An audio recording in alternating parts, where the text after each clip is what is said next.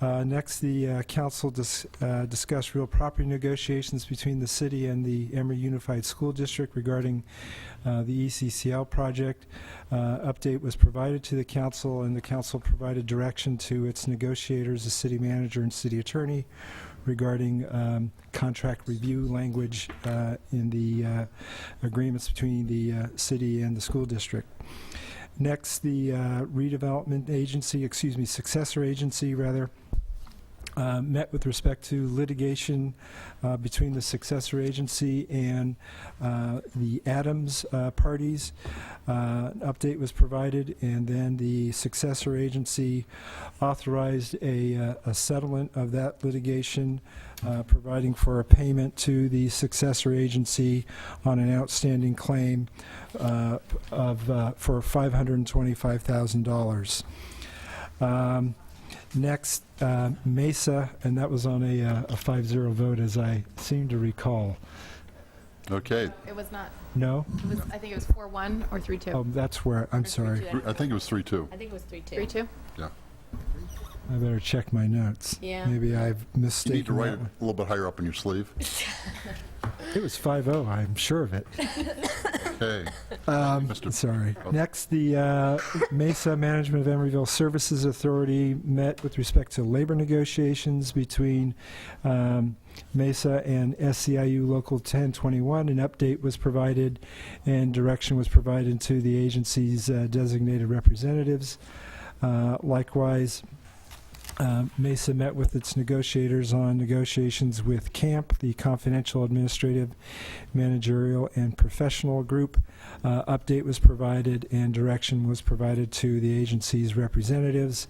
And then finally, negotiations with the IAF Local 55 through Alameda County. An update was provided. No action was taken on that. That's all I have. Thank you, Mr. Biddle. Do I have a motion to adjourn? So moved. So moved. Second? Second. All in favor? Good. Aye. Okay, going to open up the special meeting. This is regarding our capital improvement program. And we are short one person right now, but I believe Nora will be here pretty soon. So would you like to proceed? And thank you. Thank you, Mr. Mayor, members of the City Council. Is there any public comments before you start? Would you like to check? I see no one with any public comments. Okay. So this evening we have a study session. The main goal of this study session is to allow the council members to discuss priorities related to CIP. We really want to hear feedback from you. But just to get us started and warmed up, I will do a brief presentation of kind of some background and some information for the public. It's mainly what's in your staff report. The goals of this study session, as I mentioned, is to review the planning proposal to create a 5-year CIP update. We would like you to review the priority-driven budgeting process, which identifies available funding, identifies future funding options, strategic priorities, and then defines specific priorities before we really create a list, and then review the next steps, the calendar that we're going to put together. Some background about our CIP. Historically, the council was adopting a 5-year CIP every other year, updating it. The CIP identifies equipment, infrastructure, and capital needs of the city. The city identifies the different funding sources that would be used and establishes some project timelines. The prior CIP, just to give you kind of the order of magnitude of what our CIPs were like, in December of 2006, we did a 5-year CIP. The estimated total was $380 million. Only $209 million of that was funded. There was funding identified for it. The interesting thing is that it was the majority was redevelopment agency funded, 65 million city, 144 million agency over that 5-year period. So one of the things that we're here to talk about is previously the city was fortunate to have a separate financing and funding mechanism for the redevelopment agency, which no longer exists. You can see that that CIP was 79% redevelopment and 31% city. And here's another just bit of history to show you the magnitude. Capital projects are never the same every year, but this is just kind of the flow over the last 5 or 6 years, showing the expenditures, the actual expenditures. What happened in 2007? Any sense? That the city spent so much on? It might have been, time. it was before I was That's all here, right. so I didn't look Okay. up what it was. So, as I mentioned, what has changed? Dissolution of redevelopment, what was it, Maurice? So the staff and the city council did meet in January of 2011 to discuss the capital improvement program. We were moving forward with that. However, then the governor announced his plan for dissolution of redevelopment, which took several months to really unravel, and that put the whole process on hold. And as of February 1st, redevelopment was dissolved. There's no more tax increment revenue that can be used for new projects, and no more allocation or issuance of tax allocation bonds, which was part of that previous proposal that was proposed in 2011. So the city must develop new funding mechanisms.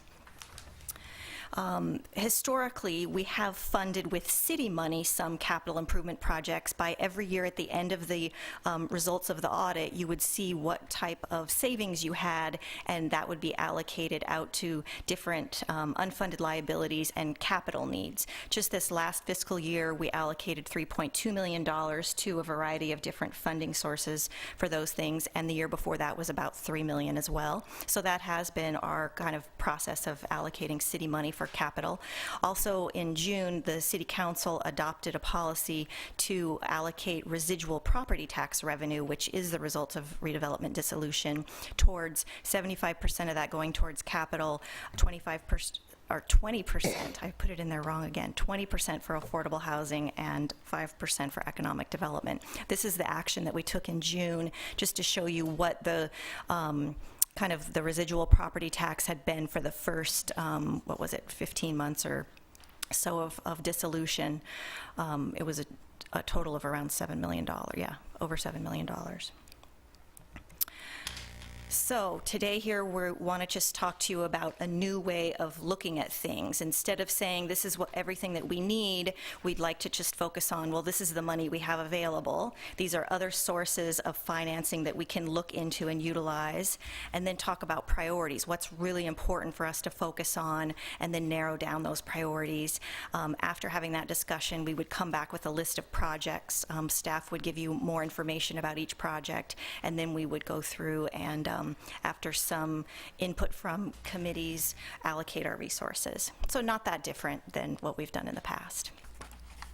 So the first step of identifying available resources, our resources are grouped into different types. There's the restricted city funds, restricted successor agency money, which is still, there's still some out there, just have to go through a bunch of hoops. And then the more unrestricted money that we have designated, of course, for certain things, but really it is something that the council has discretion to move around or spend on different things.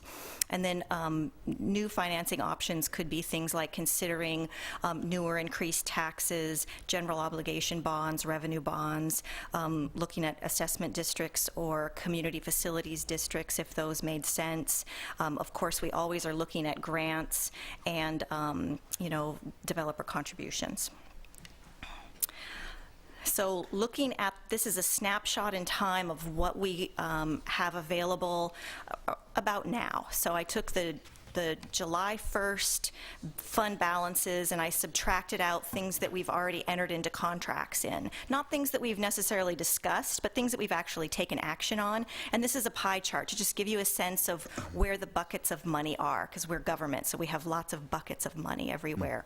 The reason general capital is so large is because we made that transfer of residual property tax and we just haven't had time to spend it yet. But of course, there's lots of things that we've talked about.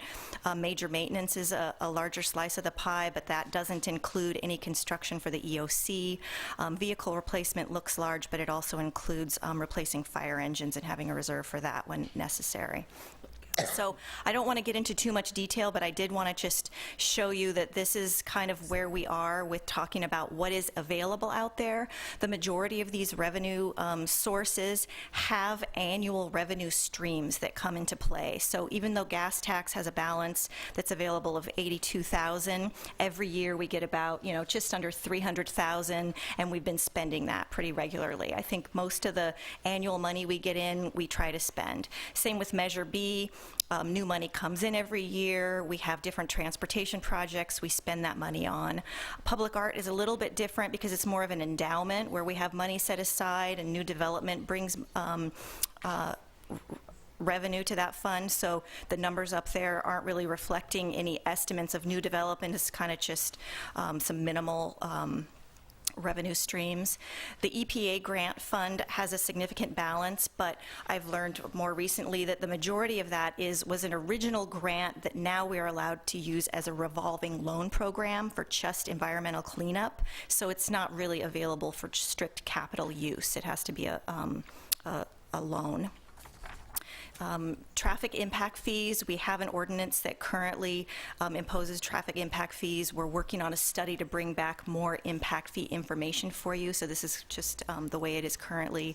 Affordable housing also has to do with the residual property tax policy that we just adopted. That's where that $1.5 million came from. That's set aside as restricted, but truly it is pretty discretionary for the council. You can change the use of that. And then sewer capital, of course, comes out of the fees that are charged for the sewer system.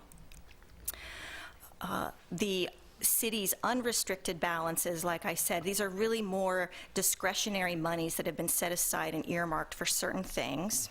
So I won't go over the details, but you're welcome to ask questions at the end of my presentation. And then successor agency funding, this is just worth making note of. There are still some bond proceeds remaining after we the $21.2 million has been set aside historically for ECCL. There's about $3.5 million of unencumbered bond proceeds that would have to go through all the hoops of going to the successor agency, the oversight board, and then approval of the Department of Finance. But that is something that you're allowed to use for projects that are authorized in the redevelopment agency implementation plan. And then, as you know, there's three different projects that are pending litigation with the state: the South Bayfront Bridge, the Transit Center parking, and the repayment of the Sierra environmental loans. So those are really, in general, the funding that we have available now. That doesn't mean that there isn't other available funding out there in the future for us to look into. We're always looking for new stuff. So with that, we just wanted to talk about how do you develop strategic priorities. Well, the city has already done a lot of work in that area. We've gone through many public processes over the last several years, and that includes updating our general plan, approving an economic development strategy, the park and recreation strategic plan, and there's other plans that are out there too, the bike and ped plan. And so within each of those plans, there's been a public process, and different principles have been adopted in each of those processes. So I'm not going to go over those, but you can kind of see some consistency in different areas when you look at them of what has come out of those different public processes. So economic development goals, park and recreation strategic plan, and so I just wanted to note that we've gone through all of those steps, and those are all available for you and the public to refer to. The other thing that I'd like you to consider as we're moving forward with developing priorities is looking at proposed capital improvement policies. So I know we're following a lot of these policies. I just put up there things that we may want to adopt when we go forward with an actual plan, and that's what we're currently doing. Is we're looking at maintaining and protecting the current assets that we have, making sure that we have money set aside for replacement costs, making sure the maintenance is adequately budgeted, looking at capital projects, decide if it's in an approved plan, so it's something that's been already identified, and I already mentioned operating cost. It's a new day, so we are going to be looking at private development to be included in some of the creation of infrastructure and assets here. So those are just some policy ideas for you to consider as you're going forward. So this is the meat of what we're here for tonight. We would like the council to, consider all of these different priorities that have been identified through the different plans, and based on the review of the funding, just really talk about what are your top priorities as related to the capital improvement program. And so after I go through my presentation, I'd like there to be maybe some feedback provided to staff in that area so that we can develop a plan that meets those specific priorities. So these are just some examples that are out there. This isn't anything that we've put out there, but just to give the public a sense of what specific priorities are. Public safety is a priority, affordable housing is a priority. All this list is a pretty good idea of what a lot of other agencies put out there as their specific priorities that we can draw upon. And then is what we'll do after we get your top priorities, we'll go back and we'll put a list of projects together that are based on kind of these different categories. I looked back at the presentation that was done in January of 2011, and it was hard for me to follow because it talked about these are the projects that were completed, and these are the ones that are almost complete, and these are the ones that have funding and not funding.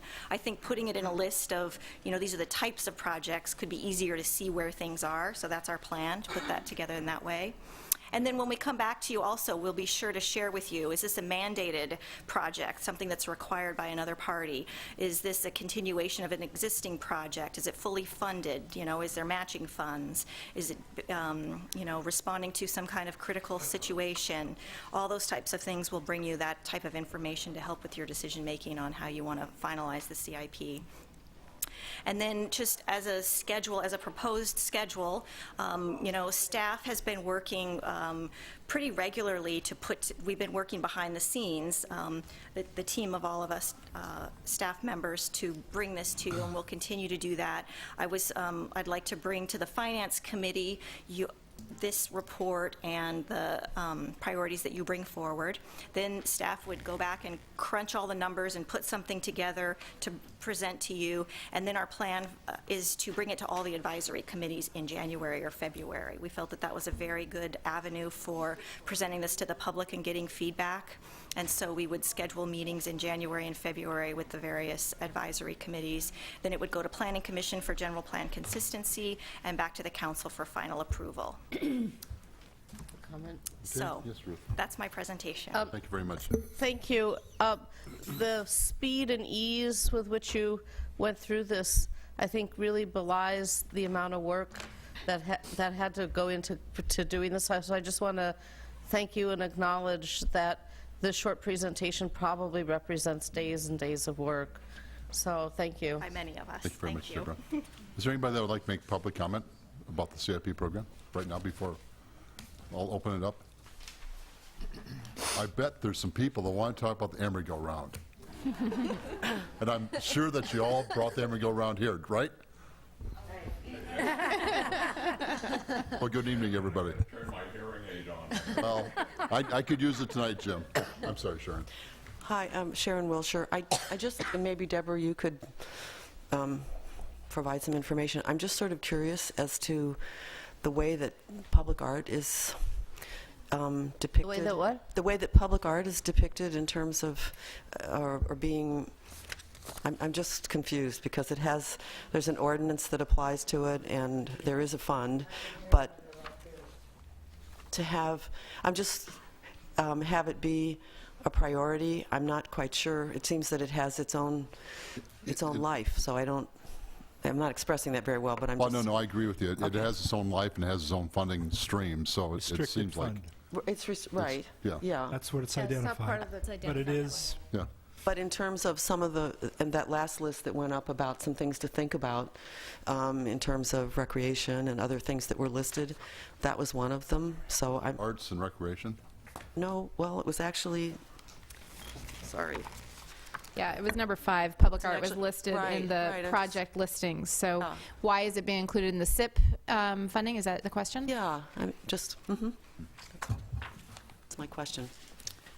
And will there be, I should have, maybe during public comments, just to ask, I think I understand what the scheduling is going to be like, but will there be any other times for people to speak, or would you all are going to sort of decide all of your priorities this evening? Is that, Well, I think staff is looking for direction. okay. Not priorities. I meant the priorities as far as a direction that they can start looking towards the projects Okay, all right, thank you. and interest on our part. Okay, I think this gentleman's lined up in the queue. Hello. Hello. My name is Francis Collins. I am a member of the board for the Emeryville Go-Round. And I'm here tonight because I heard of the controversy regarding the bus stop down at the Watergate. I'm a recent member of the board. I heard about the bus stop just 2 weeks ago, and I believe it was supposedly stopped because of the turnaround down there wasn't adequate. I think many of you know today that this problem has been solved. Is that correct? Does everybody know that? Mayor, can I? Yes, Francis, This is not about the this is something CIP. totally different. We'll open up public comment this is specific to the CIP. So we'll bring back an item for public comment a little bit later about the Emeryville round. Okay, thank you. But this is a special meeting. Okay. Only about the We're CIP? asking for comments on the capital improvement program. Please. Yes. I don't read real fast, but I was reading the advisory committees that this would be submitted to for comment, and somehow I didn't see the Commission on Aging. Is the Commission on Aging included in that list? We could. That's a good question. We could. Yeah. Yeah. Okay. Staff could do that. Yeah.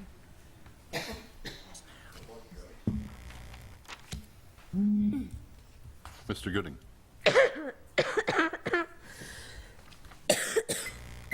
Mayor Brinkman, council members, staff, of course. I noticed in the outline that Deborah gave us for the CIP, there's no contingency for the railroad overcrossing at the foot of 53rd Street. Now, I know that that's funded, except the state has appealed that funding. Now, what's going to happen if the state wins its appeal? The citizens of East Emeryville have been promised for how long, Ruth? 10 years, 12 years, 25. that we'd get a pedestrian overcrossing. So I think that's something that everybody should keep in the back of their mind. I'm confident that Mr. Biddle and his friends will win the appeal, but if it doesn't happen, then what? I think we should have a contingency. Thank you. Thank you very much. Anybody else for public comment on this item? Mayor, may I ask if you could keep the public comment open, because we're going to be talking and there may be people who have I will. something to say. That would be I won't close it Thank you. then. Okay, does council have any comments? Is there priority that should we start at this end, or? Mayor Brinkman? Nora has comment. Yeah, I have a comment on the priorities.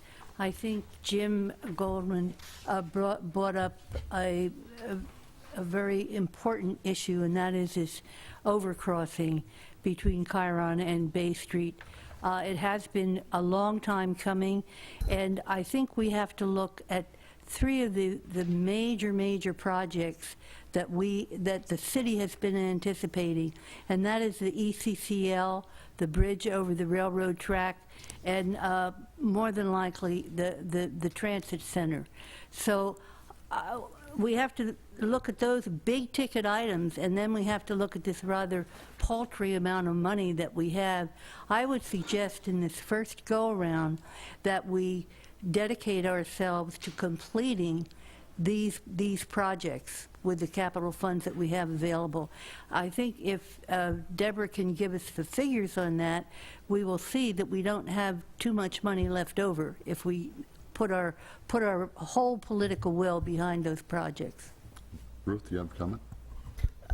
I like the idea of trying to come up with priorities on which to base the projects, because every other time I've been through this process, you know, we were like kids in a candy store looking at all the things we would like to build in town, and that could never happen.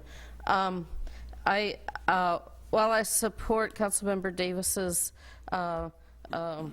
desire to get those 3 projects done, I will offer my principles and priorities of my top 3.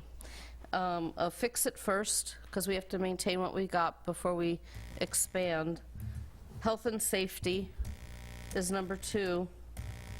And if there's anything left over, then we can look at these things about improving the open space and connectivity and the quality of life, things that people have consistently identified over the years and over the course of different strategic plans.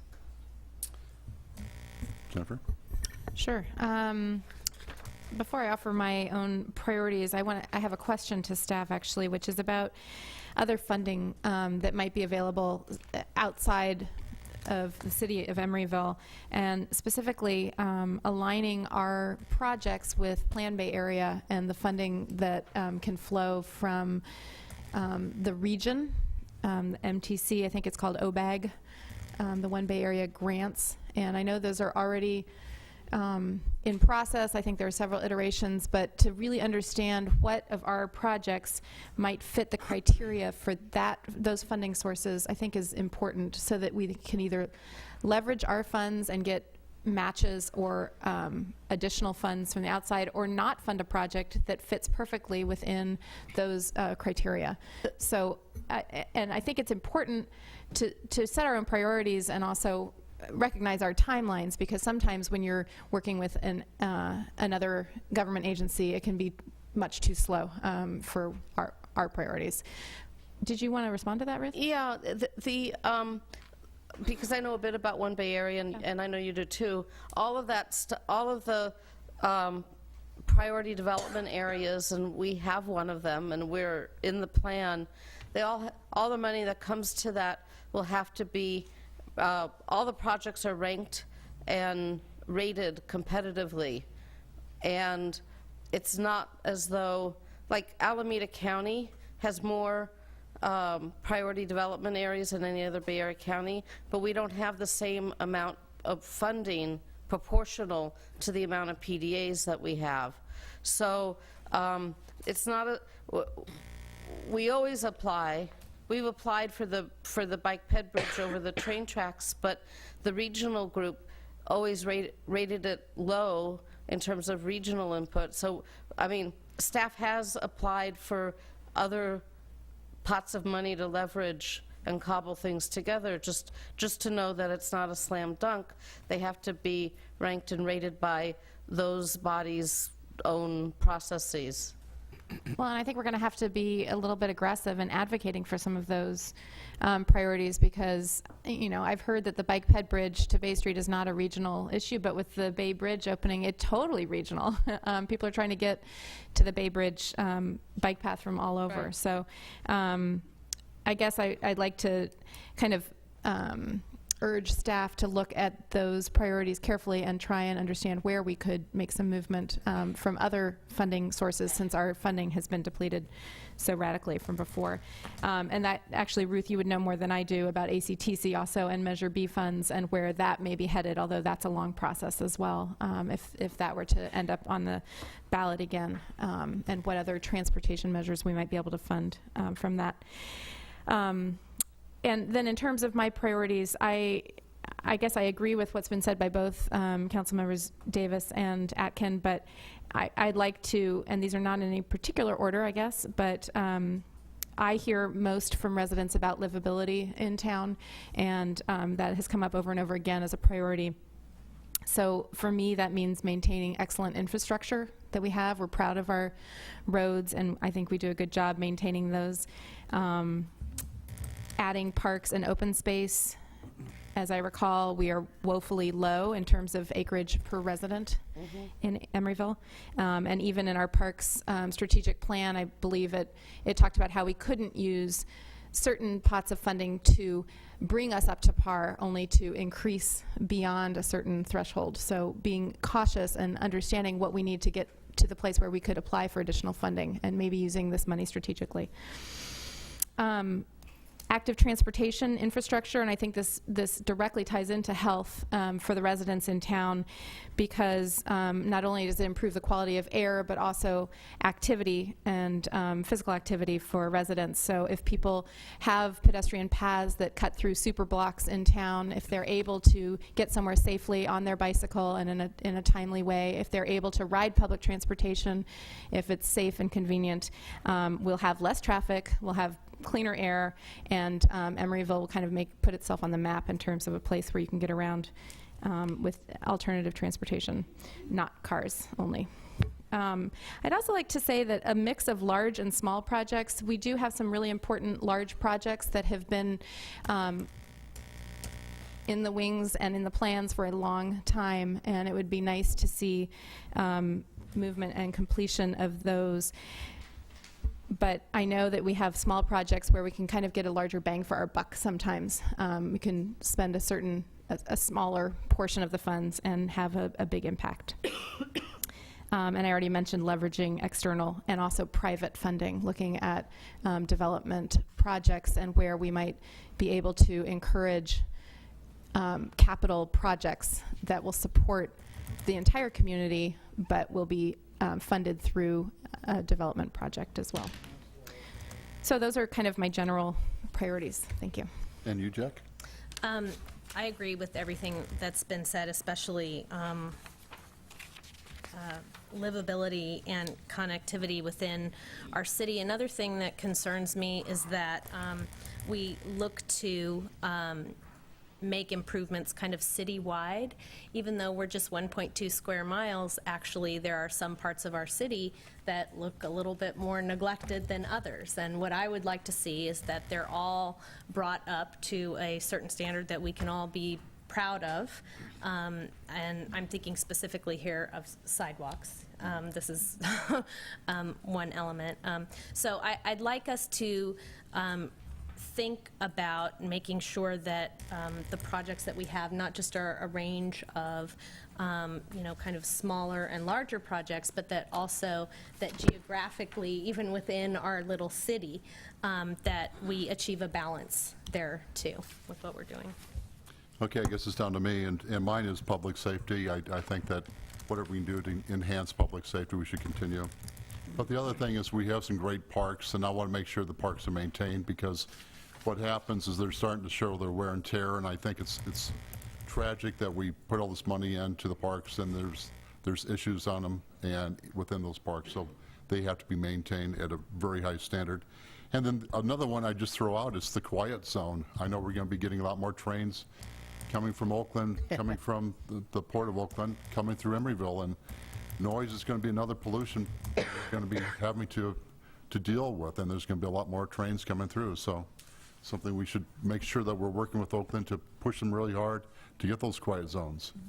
Yes. Yeah, I want to piggyback on what you said, which is, again, that's a great example of perhaps external funding that we could negotiate our piece of and how it impacts us directly. So I'm really glad you raised that as well, the quiet zone. Can I also say one thing about maintenance, which came up in terms of our parks, and just making sure the public understands the distinctions between the capital improvement program and the money that can be used to maintain those capital projects. And it's not the same funding source, as I understand it. And being cognizant of what we choose to spend the capital money on and what can be built into our ongoing operations budgets to maintain those projects. And I think that'll be really important as we talk about how to spend the SIP money, because we don't want to build it and then find it unable to maintain it. So I don't know if we can maintain the parks with this money, or recognizing that we shouldn't build it unless we're able to maintain Well, I it, think and that's really the key, but we have to be able to maintain what we have. At the water fountain, Right, the Wall Street Park doesn't work right now. Some of the fencing is beat up, the fields are beat up. turf, yeah. The turf is terrible, but under the general capital, to me the term general means that we have more ability to use those funds, Deborah? So we would have we could use some of those funds for maintenance? No. No, we can't. Well, you could. We wouldn't necessarily recommend that because Okay. most of that is one-time funding. Okay. So when we come back with our recommended list, what we'll do is we'll include in that what we think the estimated maintenance cost is Okay. going to be and the operating cost. So that would be added really to your operating budget Okay. outside of this. Mayor Brinkman? Yes. I'd just like to make a comment. Staff has presented some very germane policies on this whole process of the CIP. And when you come back, I hope that's in a form that we can vote on the underlying policy structure for moving ahead on the CIP. Okay. And if I could add one more item about the process itself, I think going to the advisory committees is a wonderful way to get real discussion about these issues with people who are very engaged and committed, who volunteer their hours every month to come to our advisory committees, and I really applaud and feel that their input is very valuable. My question is, in the past, we've often had kind of a Saturday morning workshop where the public is invited to come and weigh in, and I know that it can be hard sometimes for the public to understand all of the priorities that are being compared against each other, but I have also seen those very well attended. Sometimes it's more information and education than it is participation, which isn't necessarily good in my opinion, but it might be necessary also to make sure that the public is getting adequate opportunity. Not everyone can attend those advisory committees. So my question to the council is whether we would welcome towards maybe the end of this process, when we're making final decisions, a chance for the public to weigh in at an additional workshop. Mayor Brinkman, if I could, that's a good idea. If I could respond, rather than have it at the end of the process, when things are somewhat locked in, if we could look at a general public meeting on a Saturday in February or March, because some of the broad strokes will have been taken, but there'll be a comprehensive packet for the citizens to look at. So that'd be my proposal, Okay. February or March. I think you have consensus for that. Okay. Yeah. And Any other hopefully comments? some legal decision. Council have any other comments? Maybe. The public have anything that they'd like to say? If not, I'm going to close this meeting. All right. Going once? Twice? Okay, the special meeting is closed. Now, what I'm going to do we're actually going to hold the Emeryville go-round until the city council agenda, which will be coming up in a couple of minutes. And so what we'll do is I'll have the city manager give her report, because that is specific to probably your questions. And then if you want to make comments after the city manager's report, please feel free to come up for your 3 minutes. Not that I want anybody to leave. Or are you're doing these other meetings first? I'm doing all the other meetings first. Yep. Roll it. Because it's going to be quick. This is the Emeryville Public Finance Authority special meeting, and we're all here. Public comment? Move the consent calendar. Okay. Second. Okay, administrative item. And this is in conjunction with our City Council Agenda 8.3, and this is, I believe, some good news. Yes. Thank you, Mayor, members of the City Council. This evening, we are requesting your approval to do a refinancing or refunding of lease revenue bonds that were issued in 1998 for this Civic Center building. We've reviewed the market, and we're recommending a private placement refunding. The original bonds were issued for $7 million. The current balance on those bonds are $4.7 million. The rate of interest varies from year to year, but it's between 4.75% and 5%, and there is a required reserve that we have to set aside. That reserve doesn't really earn any interest right now, which is awful. And the bonds retire in 2028. They're paid for by general fund revenues. So we've looked at different ways of refinancing. The private placement process has been the most, it would utilize the best rates right now. We took this item to the Finance Advisory Committee in September. They were open to it. They told us to go ahead and proceed and bring it forward to the City Council if we got a good rate. We did a competitive bidding process, sent out an RFP to 11 banks, hoping to get 3 bids back, and we did get 3 bids back, Capital One, Compass Bank, and Umpqua Bank.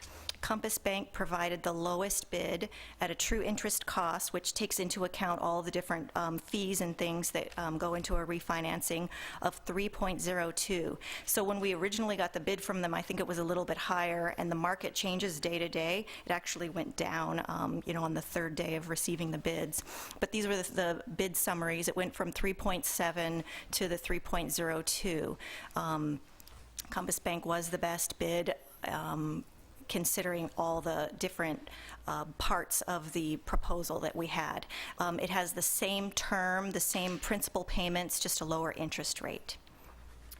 So the new balance takes into consideration that we're paying down the debt a little bit with the reserve. The new balance is $4.39 million. There's no debt service reserve required, so there's some benefits to doing a private placement. You don't have a debt service reserve. We didn't have to go out to the market. We didn't have to do a rating with S&P. We didn't have to do an official statement.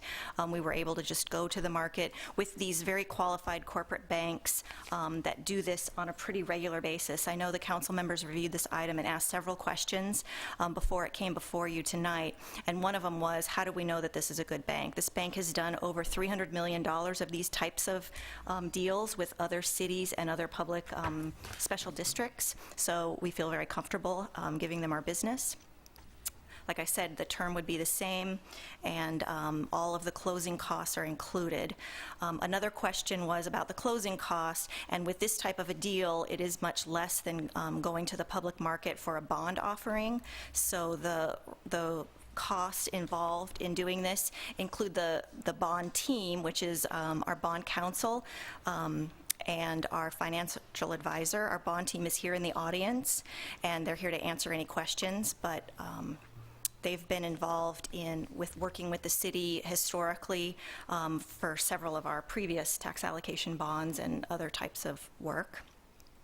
So there's a savings to the general fund, which is the good news. So over the last 15 years of this issue, it's saving about $1.3 million, about $88,000 per year to the general fund. So that's why you do this. It's, I think we had 12% savings, which is pretty crazy considering usually you would consider doing this if you got at least 3% savings.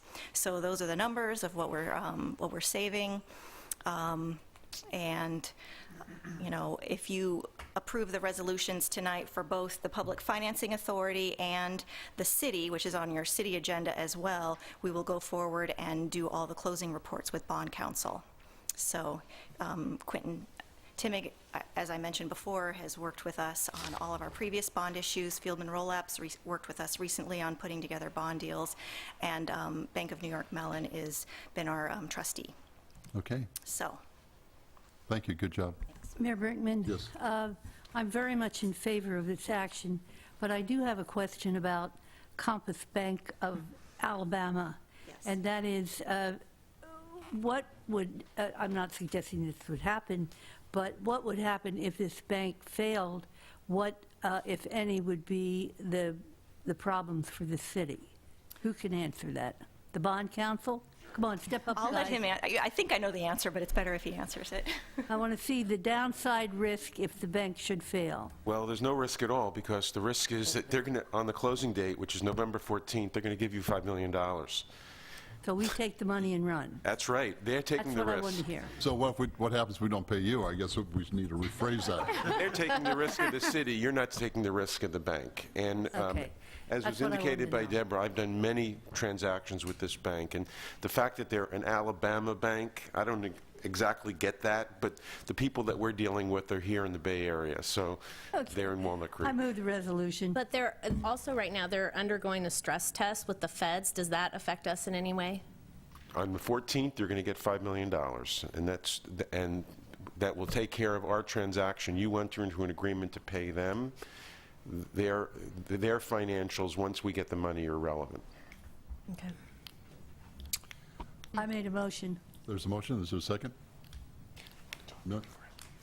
I'll second the motion.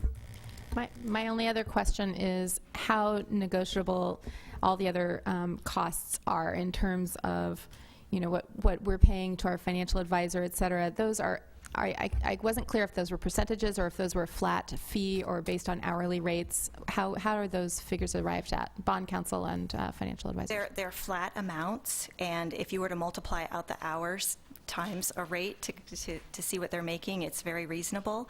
And it is, like I mentioned, it's been discounted to get our business. So it's. So you feel confident about those rates? Absolutely. Feel. Okay. Call the question. Okay, Karen,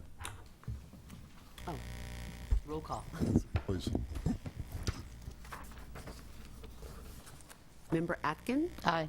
Member Davis? Aye. Member West? Aye. Vice Chair Asher? Aye. And Chair Brinkman? Aye, passes 5-0. Motion to adjourn this meeting? Move to adjourn. There we go.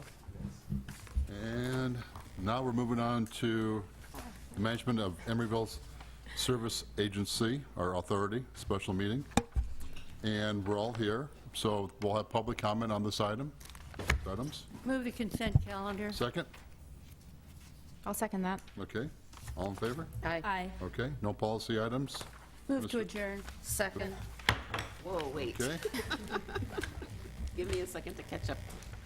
Okay, this is the City Council of the City of Emeryville as agency, successor agency to the Emeryville Redevelopment Agency, regular meeting. I will entertain a motion on, well, there's public comment? Public comment. No public comment? Move the Okay, consent calendar. Second. second, all in favor? Aye. Don't Move to adjourn. Okay, motion adjourned. Second. Okay, Wait, please. Now we're ready.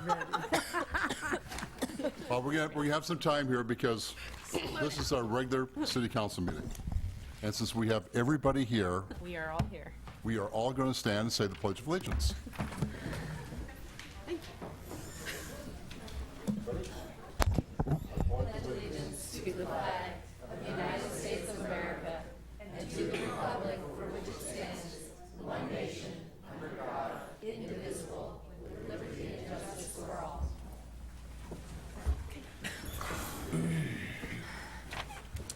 Okay, we have special meetings, our special order of the day. And Deborah? Oh, Ian. Ian's going to present.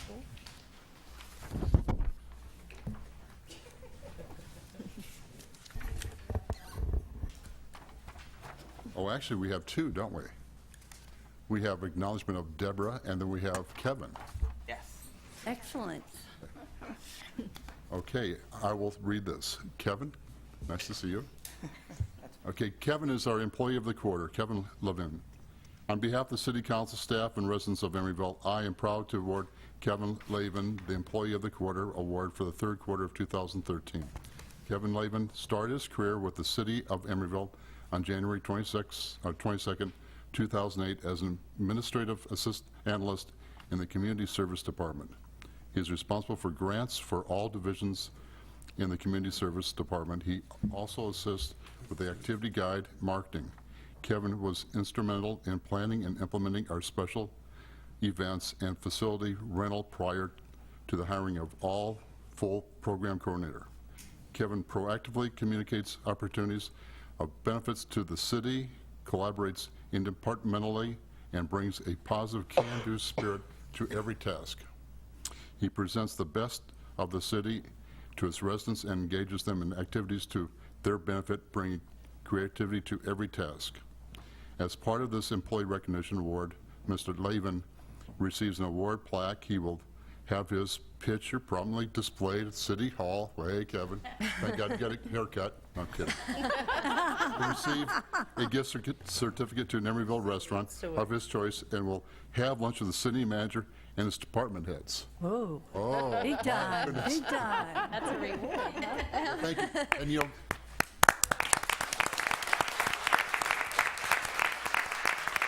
the thing I like about Kevin is he's at all the big parties in town because he's always putting them together. He's working really hard to make sure that there's success, and I really appreciate all your hard work, Kevin. Yeah. Thank you very much.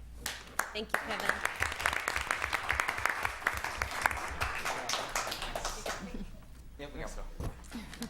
And then, now, Deborah, you have some good news. And this is really good news for all you people out here, because we have an amazing person in our finance department, and these awards are, recognitions are really important for cities, because it shows you how well our city is managed and how transparent we are financially. And so this award came from the Government Finance Officers Association, and it just says, we are pleased to notify you that your comprehensive annual financial report for this fiscal year ending June 30th, 2012 qualifies for a Certificate of Achievement for Excellence in Financial Reporting. The Certificate of Achievement is the highest form of recognition in government accounting and financial reporting, and its attained represents a significant achievement by government and its management.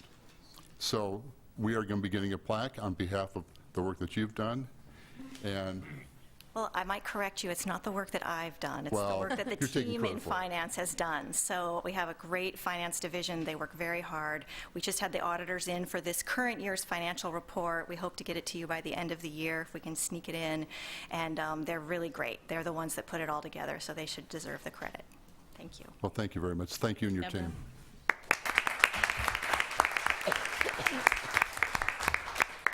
Okay, now what I'm going to do is I'm going to move up our city manager report, and then we'll have public comment after this report.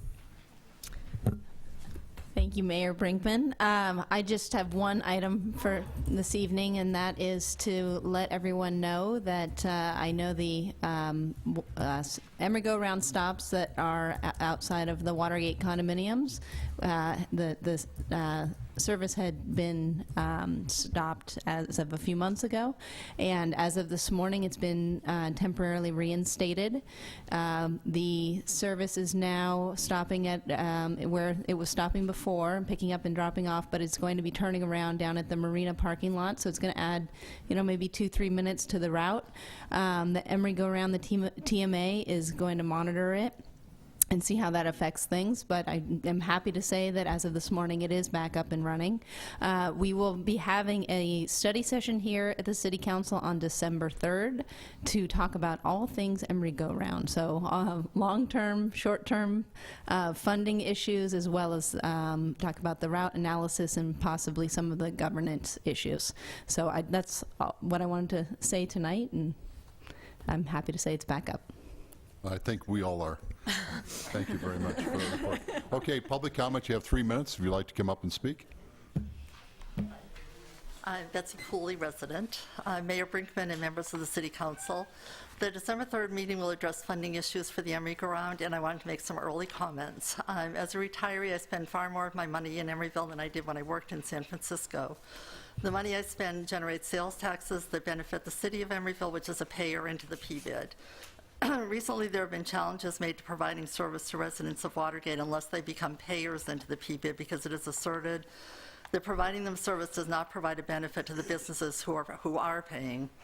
PBID statutes make reference to customers of businesses, and I am a paying customer of IKEA, Trader Joe's, Ross, Pete's, Target, the theaters, and really just about any business in town where you can spend money. And I believe, and I'm sure that just about everyone at Watergate spends some money, at many of these businesses. The Emery Go Round states that it's a fair, free system, so when the TMA expresses concerns about serving riders who do not pay into the system, either by PBID or by conditions of approval, just what are they talking about? Are they referring to non-payer residents, non-payer resident customers, or are they non-payer, non-resident customers? And then when they talk about weeding out the non-payers, just how are they going to go about identifying the non-payers? And then once they've successfully eliminated the non-payer customers, who will be providing the additional parking spaces for those of us who took the Emery Go Round to various shopping centers but now drive? Or even worse, take their shopping dollars to businesses outside of Emeryville. If a new revenue stream is needed and residents are being targeted to pay into the PBID, it should be equitable, and you should find a way to apply to all the residents. I have no problem with paying for it. I just think that, don't just say Watergate has to pay. All the residents should pay. And so quite a few people have suggested adding a fee for riders.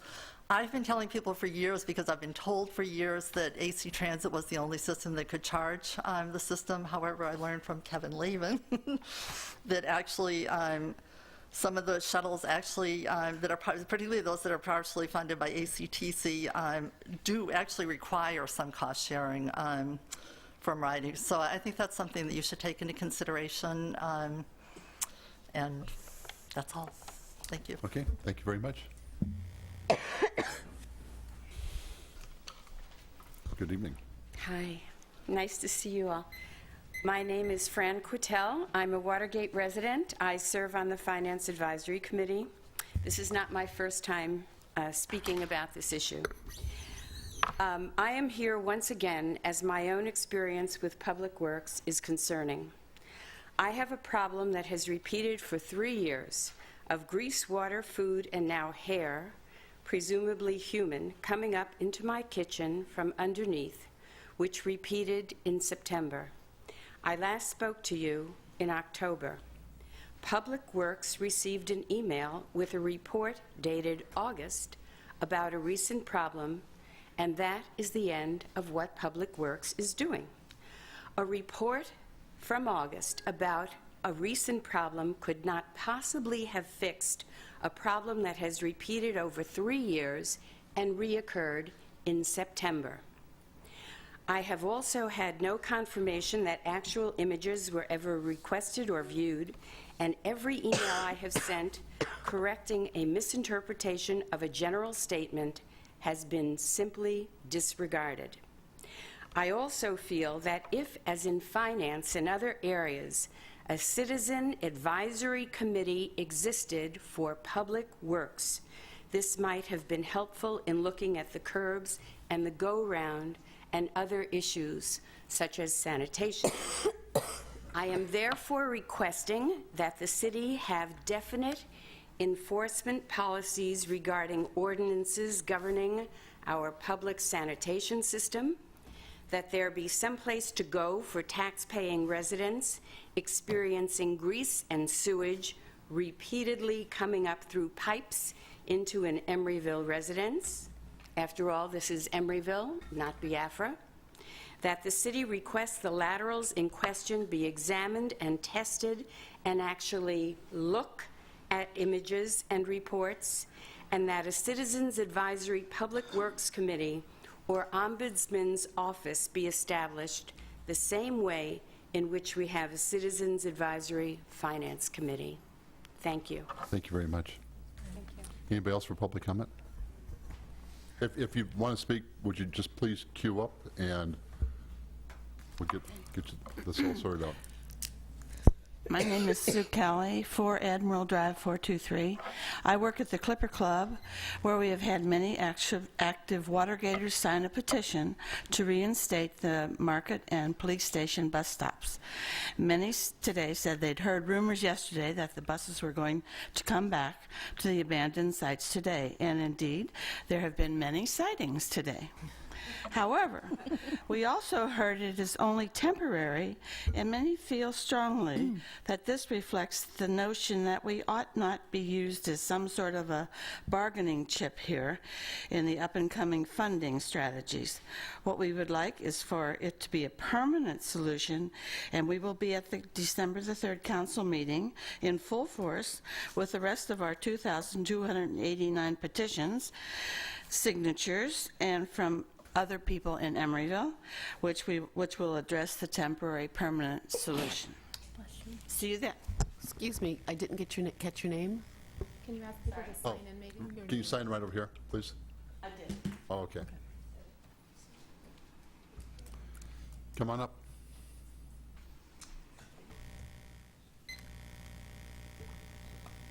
Hi, Nora. My name is Francis Collins. I happen to be a property owner in town, but I am on the bus board, the Emery-Go-Round. I will not say as much as I was going to say before because we're going to have another meeting regarding the funding for it. I was here originally to speak about when I heard that the bus stop down at the Watergate was stopped because of the turnaround. I thought it was even as a pair for it that I believe that the way it's funded now is not legal, that issue there is of no consequence. Who cares? nobody cares.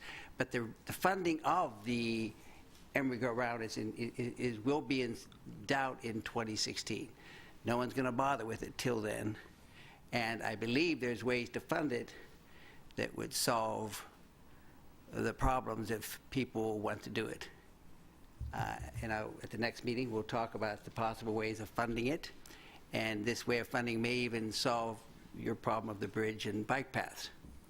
I'd like people to know that the amount of money collected by the transportation agency, Emeryville, and even this area, Berkeley, does not get anywhere near its fair share, given the money we put into it.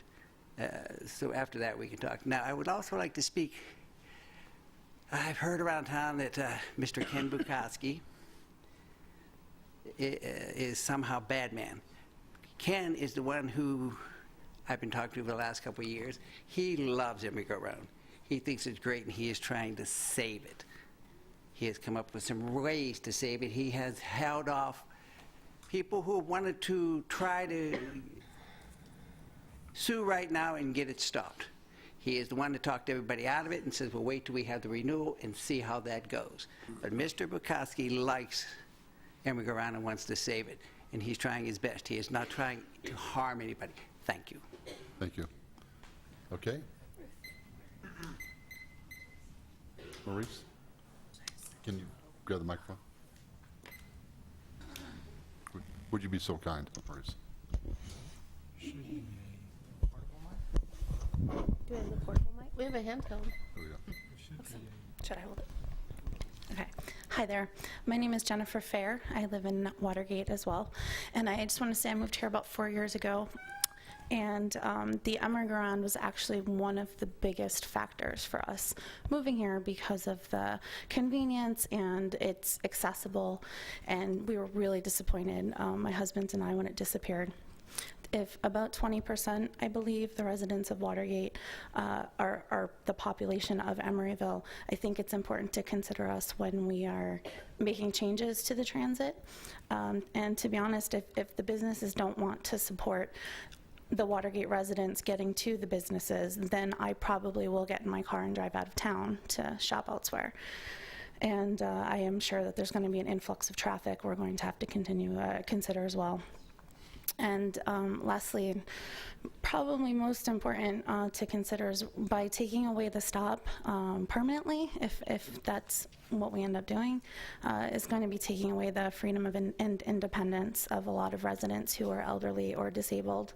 And I think that's just plain unethical. It's just unethical, and it's going to be bad for business in the long run. Thank you. Thank you. Ken Bukowski, come on up.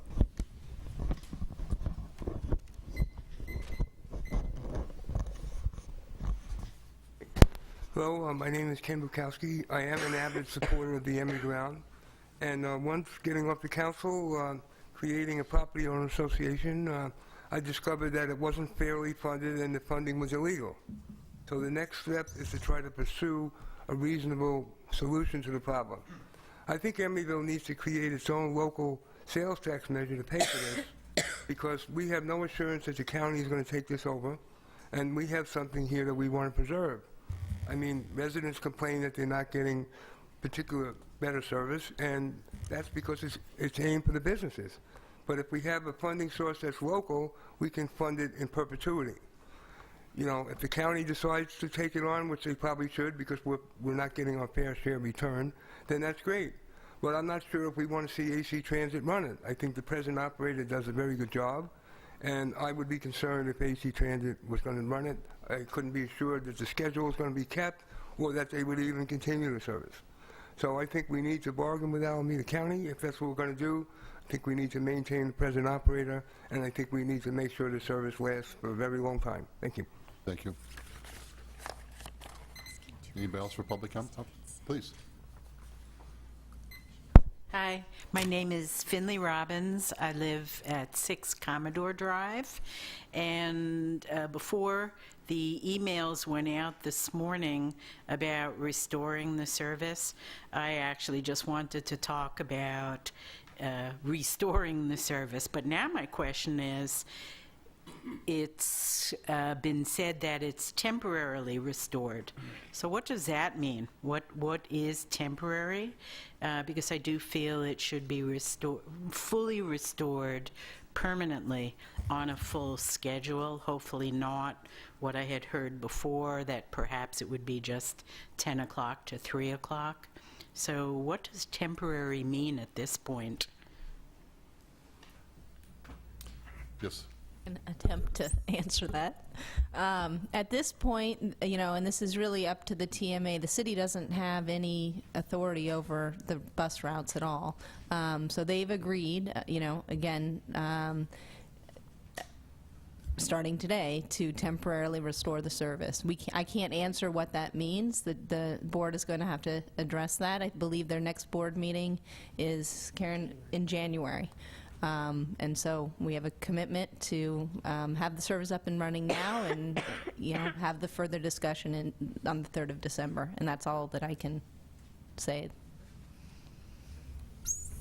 Okay. Any other public comment? No, I'd rather wait.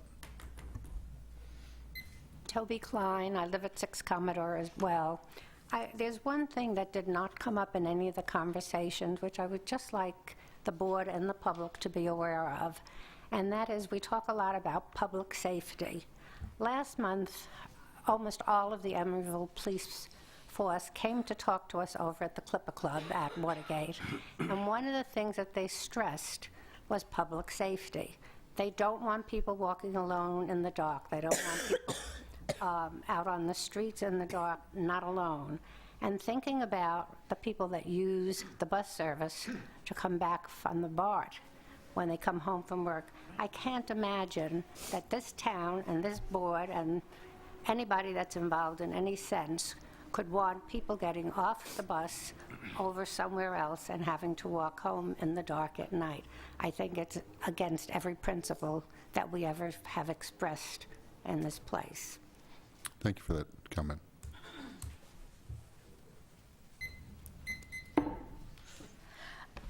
Joyce Jacobson, 4 Admiral Drive.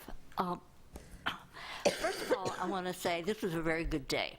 I got on the bus at 11 o'clock this morning, went over to Trader Joe's, bought some stuff, and came back again. So I want to thank you. I want to thank you for the work. I particularly want to thank Sabrina, and I want to thank the TMA if any of their representatives are here. I guess at least one is here. So there is something that needs to be done that we've talked about, which is in order for the bus to turn around, they need to remove 2 parking places on the south side of Powell that are directly across from Admiral Drive. And I've observed this many, many times as a bus rider, because I sit up front, usually close to the driver. We talked about this about a month ago when we talked about it in Transportation Committee. And it hasn't been done yet. It just requires a paint a red color on 2 parking spaces. The driver can't quite make it past the cars that are parked there. So I brought something for you. Joyce, are you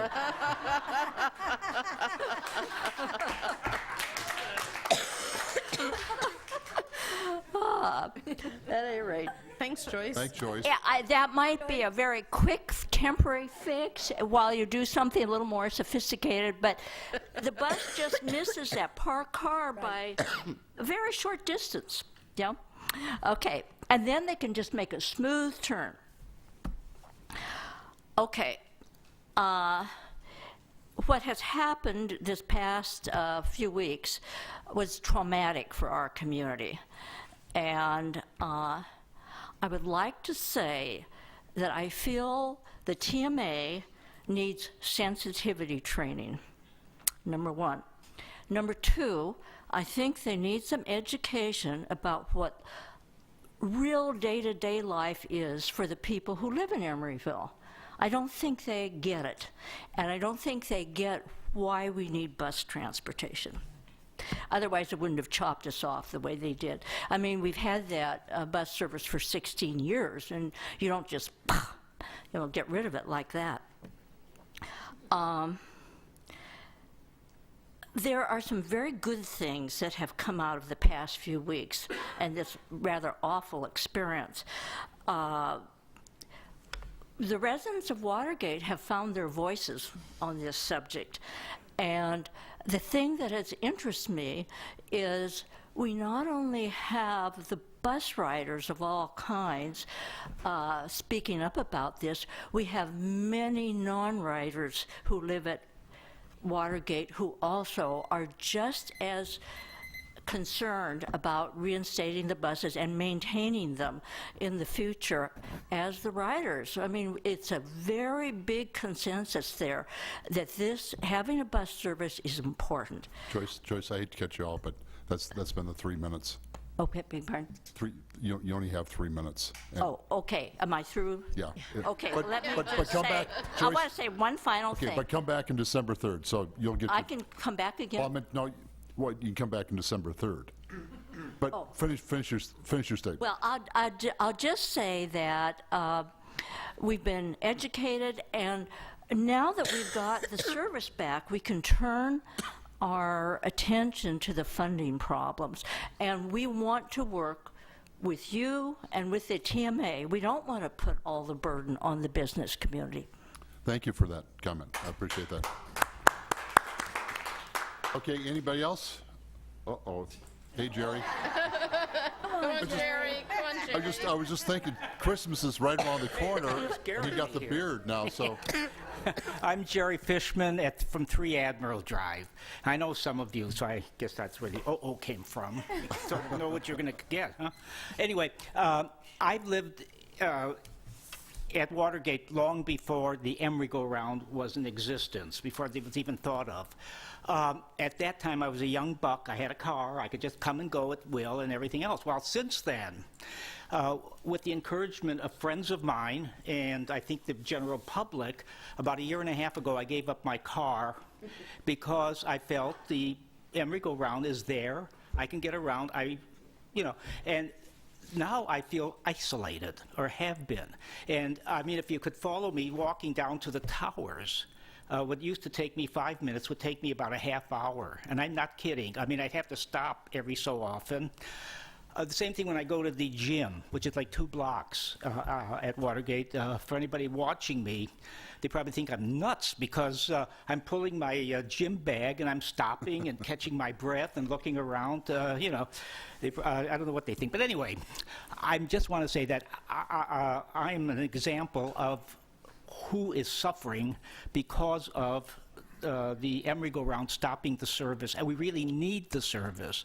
And one other thing I want to emphasize is that in the contract of the memo of 5, I don't know if that's 2 or 7, 2013. They mentioned that there would be that once the streets were all taken care of and everything else, there'd be a stop at Admiral. And I know that it seems like it's not very far to get from 3 Admiral to the stop at Commodore. But if, like I said, if you could follow me around now, you'll find out that it is an effort. And so it would be nice if they did put a stop at Admiral Drive as they had planned. Thank you. Thank you very much. Okay, anybody else that hasn't spoke about the subject before? I just wanted to show you how many signatures we've gotten already, and this is just from the Clipper Club. Well, Wow. 25 pages. it's very, very impressive. Okay, anybody else on this subject? Thank you all for Yeah, coming. thank you very much for coming. It's a really extraordinarily important issue, and you coming out tonight was very important for us to see. So remember, come back. Come back on the 3rd. December 3rd. Yeah, and if I can add one more thing, I think what I've heard tonight and also from emails is how important it is to have reliable public transportation, not just public transportation every now and then, or, that I think this idea of temporary is especially threatening because people rely on it. And we've heard about that in other parts of town as well when we talk about, reducing parking or changing parking structures, trying to encourage people. I keep hearing, unless you have the reliable public transportation, it's hard for people to change their ways, give up their cars, et cetera. So it's really important, and I hope as a community we can really solve this problem that will benefit not just Watergate, but all of our community. So thank you for speaking on that tonight. Okay. Now I will entertain a motion. Move the consent calendar. Wait, There was so- one thing I wanted to pull. Okay, what is Just that? 5.3 for comment. 5.3. So, do I have consensus on everything but 5.3 for comment? Mayor, Yes. can I just confirm that the motion includes there is amendment, Includes the new resolution to amendment. 5.7? Yeah, it's amended. Okay. Yeah. Thank you. 5.7, the amendment 5.7. Okay, so that's Right. first and second over here. Consensus. Okay, 5.3? And 5.3 is the approval of the money from the state in order to fund our subsidized services. And right now we have 20 students in those slots at ECDC. And I just want everyone to know how important those subsidized slots are, that they're filled, that we have people on the waiting list for those slots. And one of the unique things about ECDC is that it brings together market rate families and also low-income families, and they're all in the same space. And I hope that the goal is that they go from that child development center then over to our schools as well. So I'm glad to see that hopefully we'll be getting the money to fund it at the same level, because it's really important that we have those subsidized slots at ECDC. With that, I move the item. Second. Second. Make one comment, which is I asked staff for a little bit more information on this as well, and I was happy to receive that today, that the number of slots we've had for subsidized students at ECDC has been trailing down and down and down for years. I'm glad to hear that there's a wait list. I mean, I'm sorry to hear there's a wait list, but I'm glad that there is interest. We're filling those slots because each year our state contract is dependent on the year before and how well we used the subsidy that we received. And so my concern is if there's some way, if we have a wait list, to otherwise increase or reverse that trend. And I know we're going to be talking about ECDC within a few weeks and other issues around that, and maybe this will be folded into that. But we want to maintain the subsidized slots, and it's going to take a little bit of work on our part to actually restore perhaps how many slots we are able to support there, and I would hope we might see it go the other way. So thank you for raising that. So you moving that? It was already moved It and was seconded. moved and seconded, yeah. I'm agreeing. All in favor? Okay. Now we have a public hearing. This is on the ordinance of the City Council. Take a vote on that? Mayor, We did. Without objection? Yeah. Yeah, Mayor? consensus. Yes.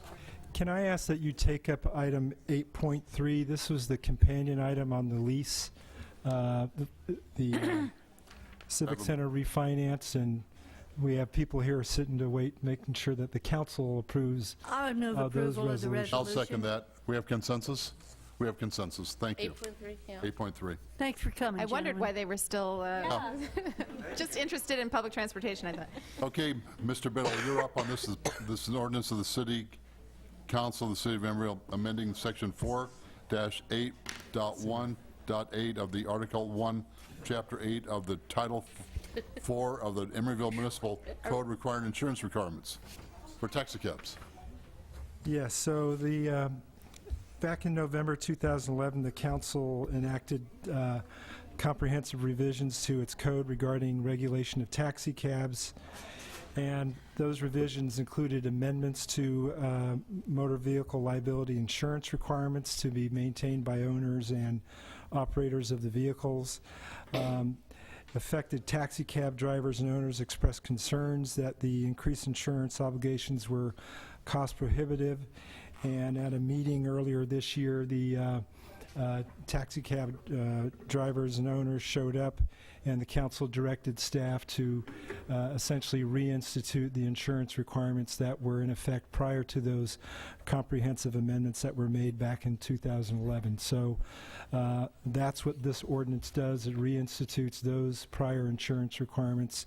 And with that, staff is recommending that you approve the read the title by motion, and then also, after taking any public testimony, that you adopt the first reading.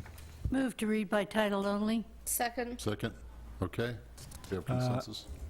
An ordinance of the City Council of the City of Emeryville amending Section 4-8.1.8 of Article 1 of Chapter 8 of Title 4 of the Emeryville Municipal Code regarding insurance requirements for taxi cabs. And at this point, if you want to open the public hearing and hear any comments. Does anybody would like to comment on this item? If you do, you have 3 minutes. You have to open it formally. I formally open with the gavel, the mayor's gavel. Good.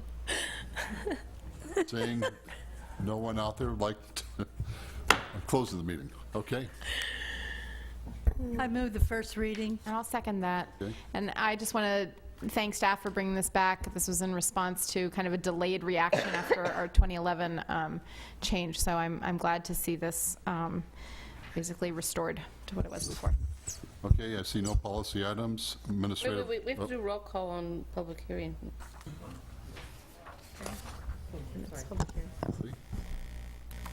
Roll call vote, right? It's your prerogative. Oh, okay, never mind. Wait a minute, let's do it. That's fine. Call the roll. Call the roll. Public hearings. Come on. Okay. She's asking for Councilmember Atkin. Aye. Councilmember Davis. Aye. Councilmember West. Aye. Vice Mayor Asher. Aye. And Mayor Brinkman. Aye. Okay, administrative items. Adoption of the 2013 California Building Standard Codes and local amendments. And That would be me. well, I'm used to seeing you here. Oh, I'm sorry. Do you mind if I sit here? You want me to go over there? Please. Okay. We have to make you a movie star, too. I don't have a fancy visual, PowerPoint animated thing for you, I'm afraid. What about a little song and dance? I could do that. There we go. Mayor Brinkman and members of the City Council, you have before you tonight 2 ordinances amending the Emeryville Municipal Code to adopt the 2013 California Building Code. One of these ordinances amends the building regulations in Title 8, and the other amends the fire code in Title 4. As you may know, every 3 years the California Building Standards Commission updates the California Building Code based on the most recent international building code. So earlier this year, the California Building Standards Commission adopted the 2013 California Building Code. This code is required to be enforced by state law by all cities and counties in the state as of January 1st of next year. Officially, it's known as the California Building Standards Code, and it is codified in Title 24 of the California Code of Regulations, so you might often hear it referred to as Title 24. Title 24 encompasses everything that's in the California Building Standards Code, which includes the building code, the residential code, the mechanical code, the plumbing code, the electrical code, the green building code, the property maintenance code, the energy code, and the fire code. Amendments to this code may be made by local jurisdictions based on local climatic, geological, or topographical conditions. So every 3 years, when Emeryville adopts the new building code, we have to re-adopt any local amendments that we may have previously made that we want to continue to have. So our recommended local amendments include modifications to the administrative provisions to reflect Emeryville's local procedures and practices, such as fees, refunds, work exempt from permits, expiration of permits, and so forth. Provisions that the building official shall not issue a demolition permit for a residential building or a significant structure unless the City Council has previously approved such action, as required by the planning regulations. And requirements for fire sprinklers in certain situations, including all new structures that are at least 3,000 square feet in floor area, 35 feet in height, or 3 stories tall. All existing buildings of 3,000 square feet or more if the building is subdivided into multi-tenant spaces or condominiums, or if there is a change in use or occupancy. and all renovated buildings or condominium units if the value of the improvements is equal or greater than 50% of the replacement cost of the building or condominium unit. The amendments regarding the building demolition have been a part of the Emeryville building regulations since 2006, and the amendments regarding the administrative matters and fire sprinklers have been a part of our regulations for about 20 years. But again, we have to re-adopt these amendments every 3 years. Our recommendation is that after taking public testimony, you adopt the first reading of each ordinance after a motion to read by title only.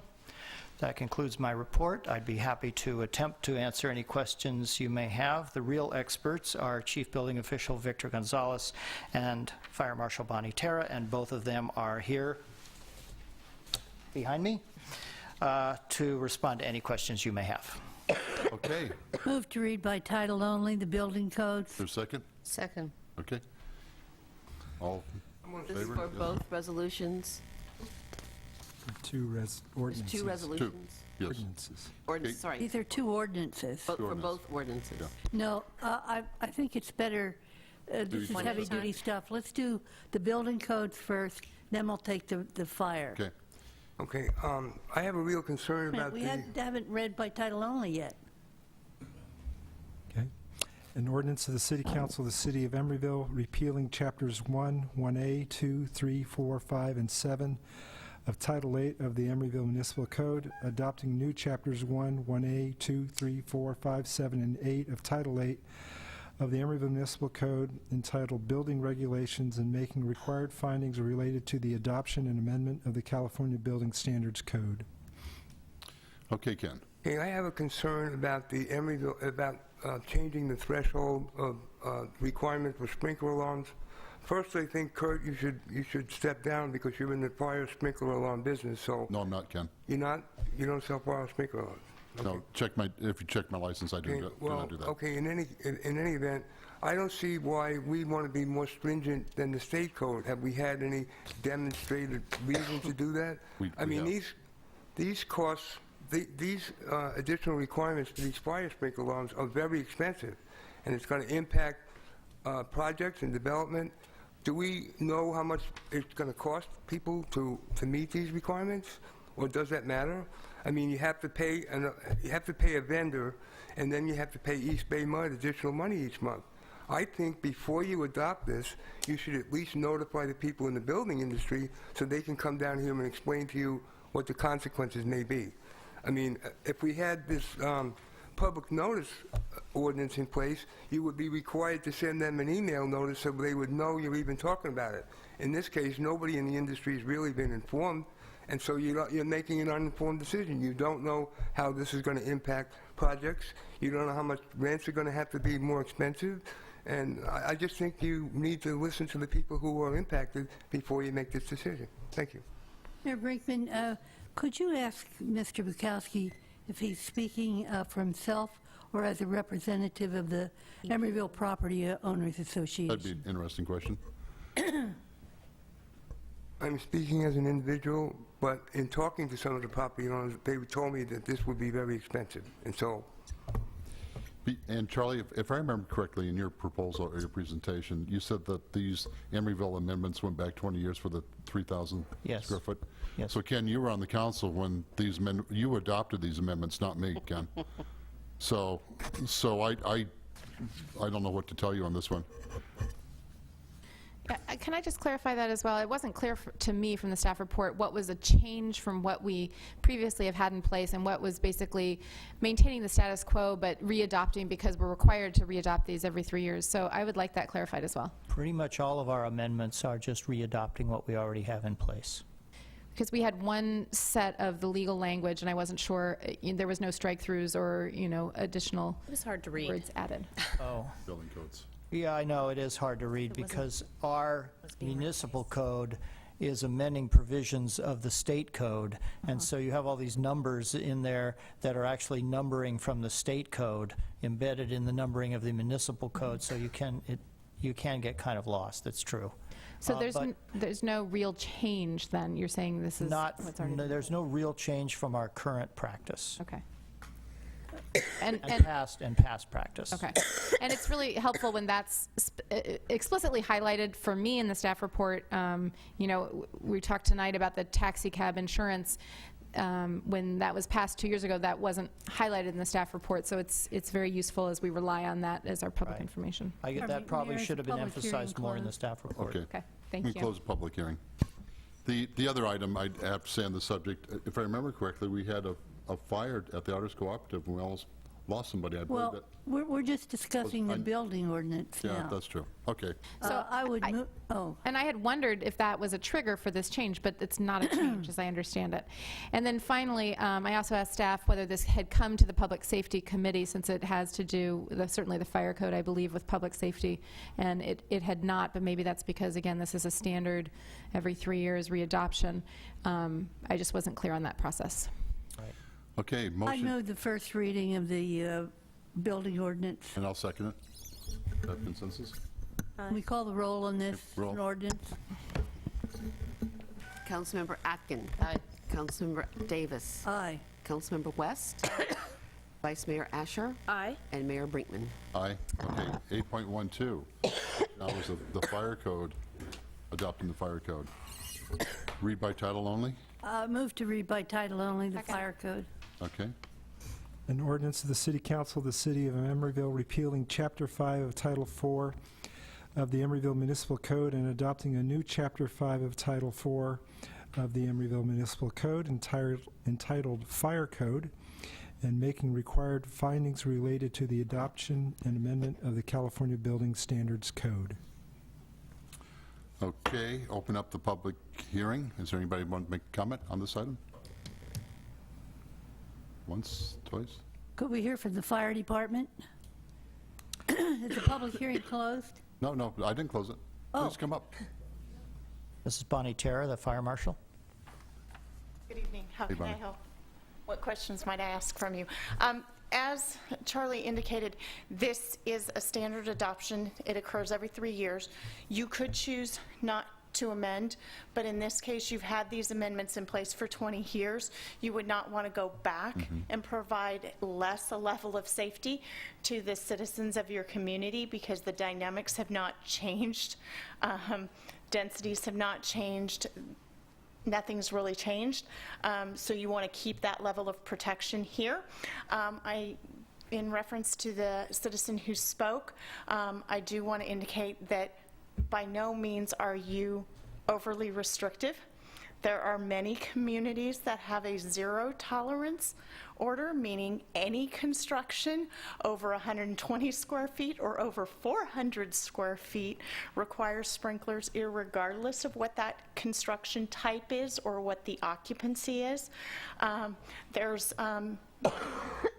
other cities within the Bay Area that have thresholds that are less than yours, 2,500 square feet, and other requirements. So by no means are you extremely restrictive. You're providing the consistent level of safety to the community that you serve and that has been provided to this community for 20 years. Development's continued. And I will speak to the issue of fire sprinklers. Many insurance companies have them now. They're required in all single-family homes now in the state of California. So the concept of fire sprinklers in buildings is here to stay. We're not seeing it go backwards. And so to have it in some of your other buildings where people are congregating, shopping, a building that has fire sprinklers will have a bad day.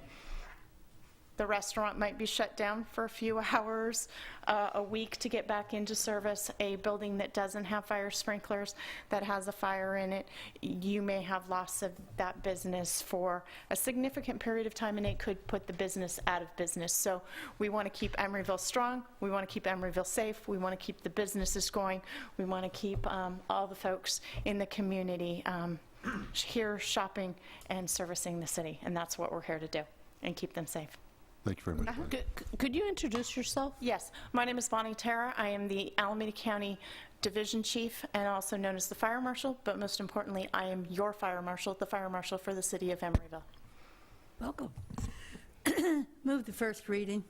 Is there a second? Second. Okay. Call the question. So that was Councilmember Davis and, was it Mayor Brinkman? No, Asher.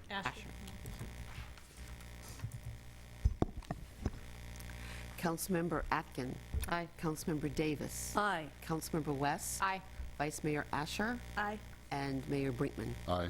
8.2, resolution of the City Council of the City of Emeryville amending the city master fee schedules to establish sliding scale fees for the Emeryville Community Service Department. Is there Here comes Cindy. Mayor, Council, I'm going to make this short and sweet. In order to meet the requirements of our Prop 49 or access money that we get from the Emeryville School District, we needed to come up with some type of a fee structures because no one can be turned away for the inability to pay. So we came up, we liberated this from Berkeley, who also uses a sliding scale for their after-school program. And this way we're able to identify families that are eligible for lower costs for the program. So we're hoping that we can amend the master fee schedule for the sliding scale. Anybody have any public comment on this item? Move approval. Move. I have a Second. Oh, you I have, have a Jack has to. I just want to say that I'm so glad to see this, and I was also curious about how I hope that it increases attendance at our after-school program, but I'm curious about how we're going to notify families that this is now available. Yes, so we're going to the PTO. We went to the school's open house on the first week of school, and we identified families there, and we have also been working with the Family Resource Center, and we're going to put out some flyers and also do a Notice Me blast to people in our program. Okay, and if we could coordinate with the schools for the Wednesday packet. Yes. That's the packet that's supposed to go home with everybody. It's a wonderful program for working parents, and to see that it's going to be more affordable. I'm just really pleased by this, so thank you. Good, thank you. Okay, thank you very much. Great idea. We have a second? Motion? Yeah, Did I miss it all? Without objection, come on, let's roll. Okay. I'm having troubles keeping up with myself. Yeah. Okay. Moving on to 8.4, looks like we're looking for an appointment for the Public Art Committee. And I'd propose Will Laban. is there a second on Will? I would second Will. So I just want to raise the issue, which I've raised in years past, that it's really helpful, I think, when people attend advisory committees and learn about it, and it's a little confusing when the advisory committee then recommends the person to go into that spot. I do applaud individual contributions, but it's just the process is a little different according to each advisory committee. So I'm just recognizing that, neither here nor there in terms of. First and second. I guess call the question on Will.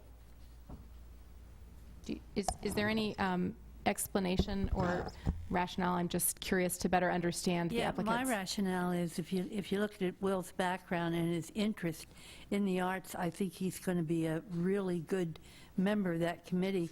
And the other thing is, the other candidate has also put in For the CDC. for the ECDC, and I would suggest we point her to ECDC.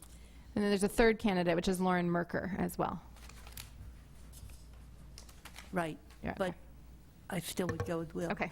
Okay. Well, so we have motion and second for Will. Call the question on Will. So that was a motion by second and a motion by Davis and a second by Brinkman. Okay. And is that also to reduce the membership, or is that being taken up separately? Well, I would support that, going from 10 down to 9. That's included in the motion. Yeah. Okay. Thank you. Okay, Support that Councilmember too. Atkin? Aye. Councilmember Davis? Say aye. Aye. Councilmember West? I'm going to abstain on this one. And Vice Mayor Asher? Aye. and Mayor Brinkman. Aye. Okay. This one is resolution, City Council, City of Emeryville appointing a person to the parent representative to serve on the Emeryville Child Development Center Advisory Committee for a term ending December 31st, 2014, and amending the 2013 roster of boards, commissions, and committee accordingly. I'd propose Sanaz Sarabi. Second. Okay. She's going to be a good addition to that group. Yeah, she came to our meeting. Yeah. Yes. Mm-hmm. All in favor Aye. Aye. on that one? Good. Okay.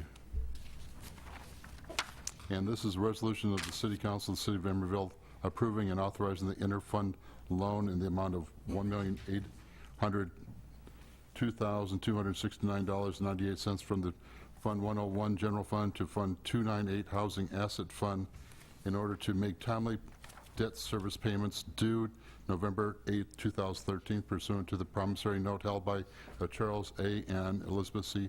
Leon Living Trust and Marion N. Flynn Trust 1, as well as payments to the State Franchise Tax Board, which notes are secured by deeds of trust encumbered for property 5890 and 5900 Christie Avenue, Emeryville.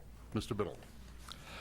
Yes, the council recalled that in March 2011, the redevelopment agency authorized the acquisition of the properties at 5890, 5900 Christie Avenue. The purchase price that was agreed to eventually was $9.6 million. At the close of escrow, the agency made a payment of $1.5 million and then carried back, the sellers carried back two promissory notes, one in favor of the Leone Trust in roughly $4.2 million, and the Flynn Trust in the amount of roughly $3.9 million.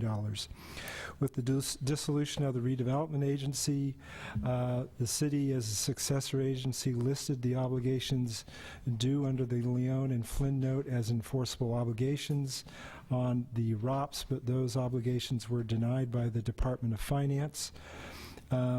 Additionally, as part of the low mod income housing fund due diligence review, the Department of Finance ordered that the $1.5 million down payment also that was made by the redevelopment agency, that be refunded to the low mod fund.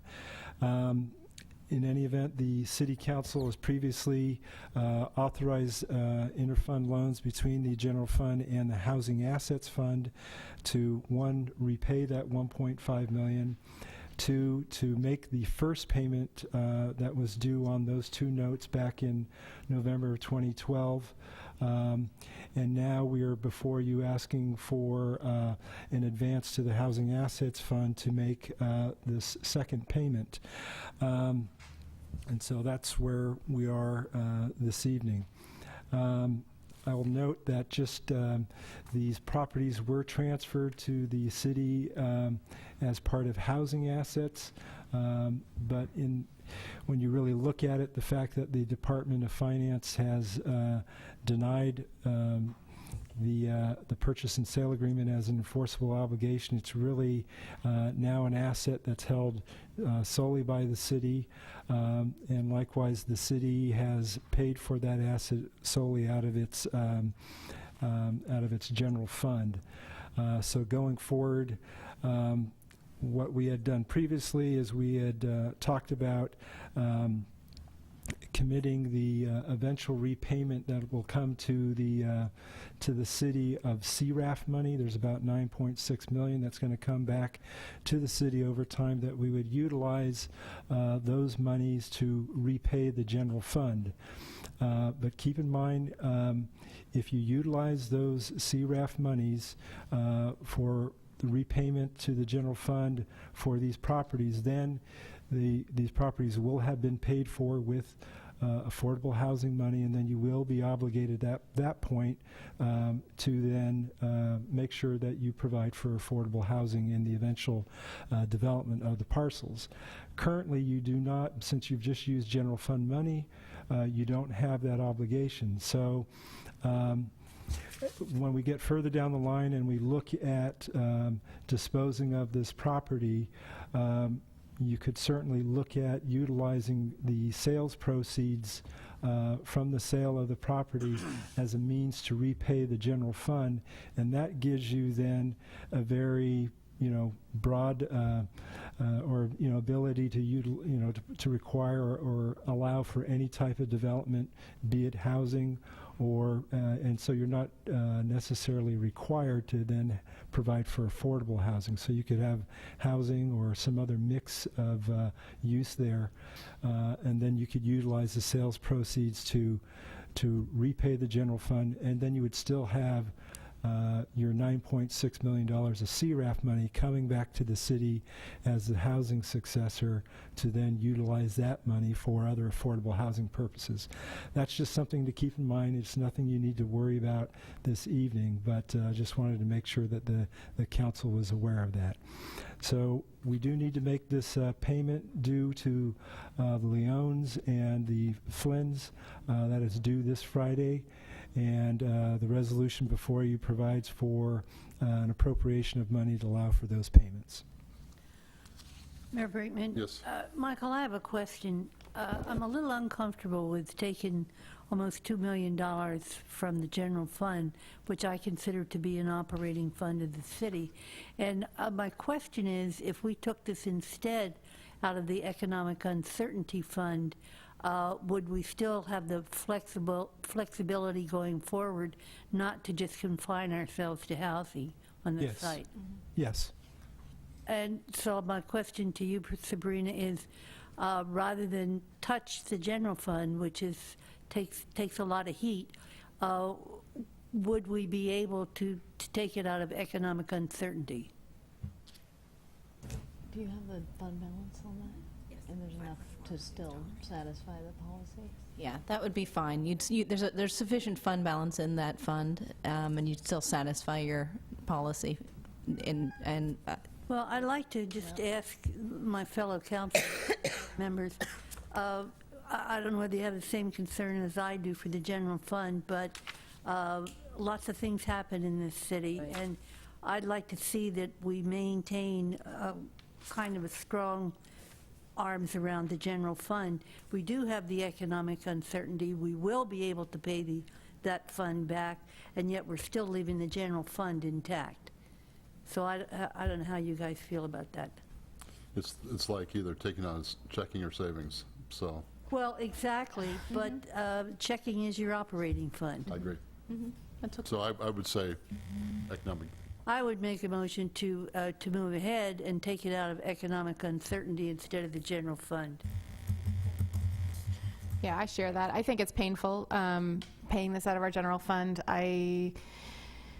Who knew when we made these decisions a couple of years ago what was going to happen and unfold in terms of redevelopment funds and the state disallowing this on our ROPS. I, however, feel strongly that having some component that's affordable housing at the site is important, and that's the reason that I have supported this along. So I just want to make that really clear, and I don't want to be backing out of that at this time at all. Let me remind you also, we're talking about 5890, 5900, and then we also own the adjacent parcel 6150, which is the big hole there, and that was acquired with affordable housing. So you could assemble those, offer up those three parcels, and and as part of that request for proposals or whatever you do, you could obviously you're going to have to require affordable housing to satisfy that component of it, because you have property, a third of the parcel, one of three properties that were acquired with affordable housing funds. Well, I think this is a very valuable asset, frankly, and it's in an amazing location for future considerations. So I just want to highlight that and also make sure that we're not making those decisions now or even assumptions around those. In fact, if I could know what the status is of our long-term property management plan, I think it's called, that we need to put together since our finding of completion, that I assume would be wrapped into some of this? This is not wrapped into that. This is property that Separate. is owned by the city, free and clear. It's not part of that process at all. But in any event, Helen and her staff, and I know Charlie and others have had a hand in putting together a draft of the long-range property management plan. It's something that I'm looking at. I know we were trying to bring it to you in November, but I think more than likely, because there are some, I don't have concerns about it, but I do have some concerns about positions that the Department of Finance is taking that I do want to consult with some outside counsel who've already been through the process. So we're more than likely looking at it coming to you in January. Is that within our 6 months?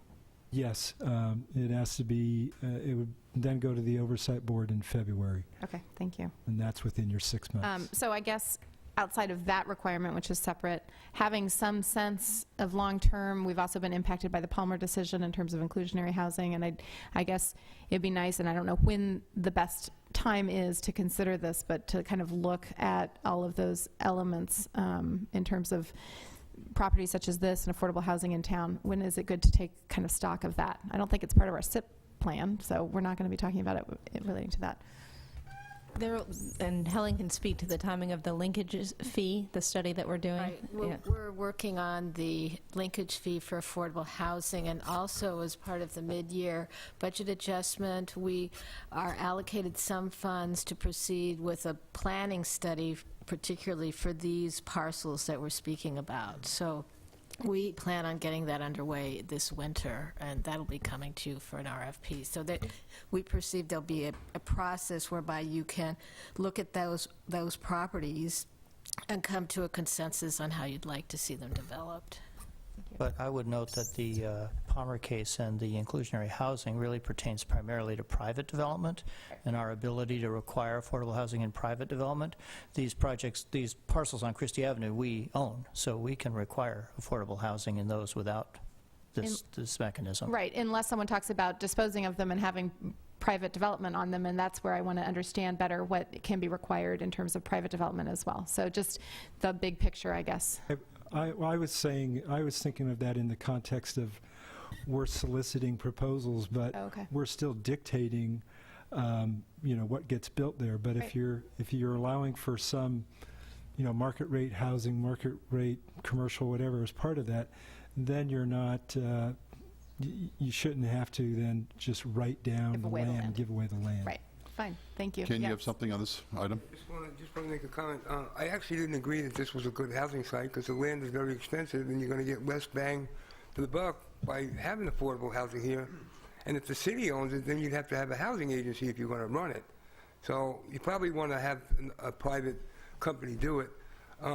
It's right next to the marketplace. There's a lot of noise there. And I never thought this was a good site for housing, so it's my opinion. Call the question. Call the question.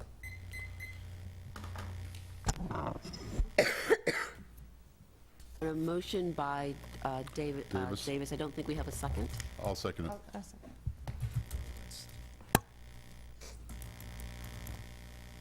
Councilmember Atkin. Aye. Councilmember Davis. Aye. Councilmember West. Aye. Vice Chair Asher. I'm sorry, Vice Mayor Asher. Aye. And Mayor Brinkman. Aye.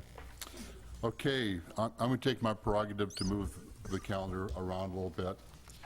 We have, so department heads are going to come up after me.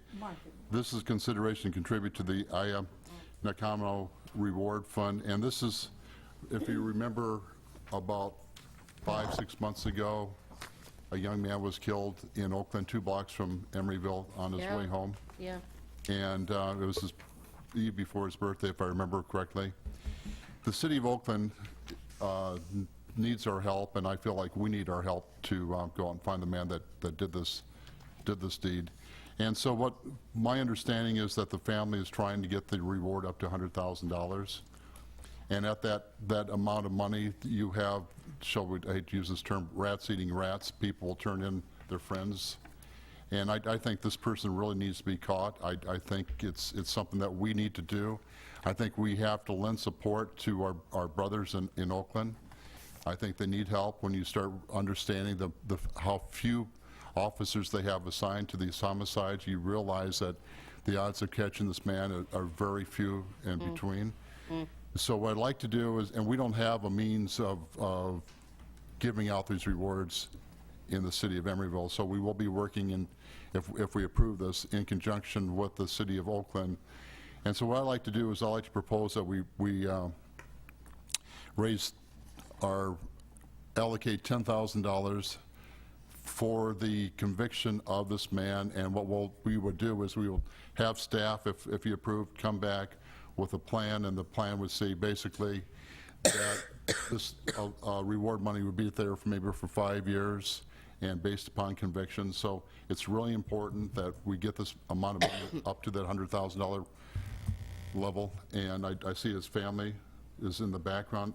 Or if you would like to come up and say anything, Maria, or you don't need to, but you're more than honored to come up here. And also in conjunction with that, we are also looking into sending a letter off to the governor's office, because the governor has a reward fund too, so the staff will be looking in that resolution. And good evening. Good evening. Sorry, I had to write this down. I might fumble my words. I'd like to thank the good mayor, first and foremost, Mayor Brinkman.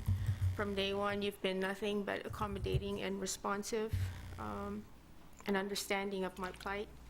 Your compassion is boundless, your leadership exceptional, which is more than I can ever hope for or expect from any elected official. I'd also like to thank the council members for your compassion and the initiative in moving my son's case forward. This reward money will help bring us closer to a resolution that is the apprehension of the soulless criminals that harmed my son less than a mile away from home, an hour away from what would have been his 23rd birthday. This would be, of course, their apprehension would be in the interest of justice, so that no young man with a bright future will be senselessly taken from his family, and no family shall have to suffer unspeakable sorrow needlessly. So thank you again for giving me this opportunity to speak, and I thank you for your compassion and your kindness. And thank you for your strength. Thank you. So anyway, that's my motion. I'd like to have get consideration from the council here to go ahead with that $10,000 reward. It'd come back in their next meeting in some sort of fashion if I get the approval tonight.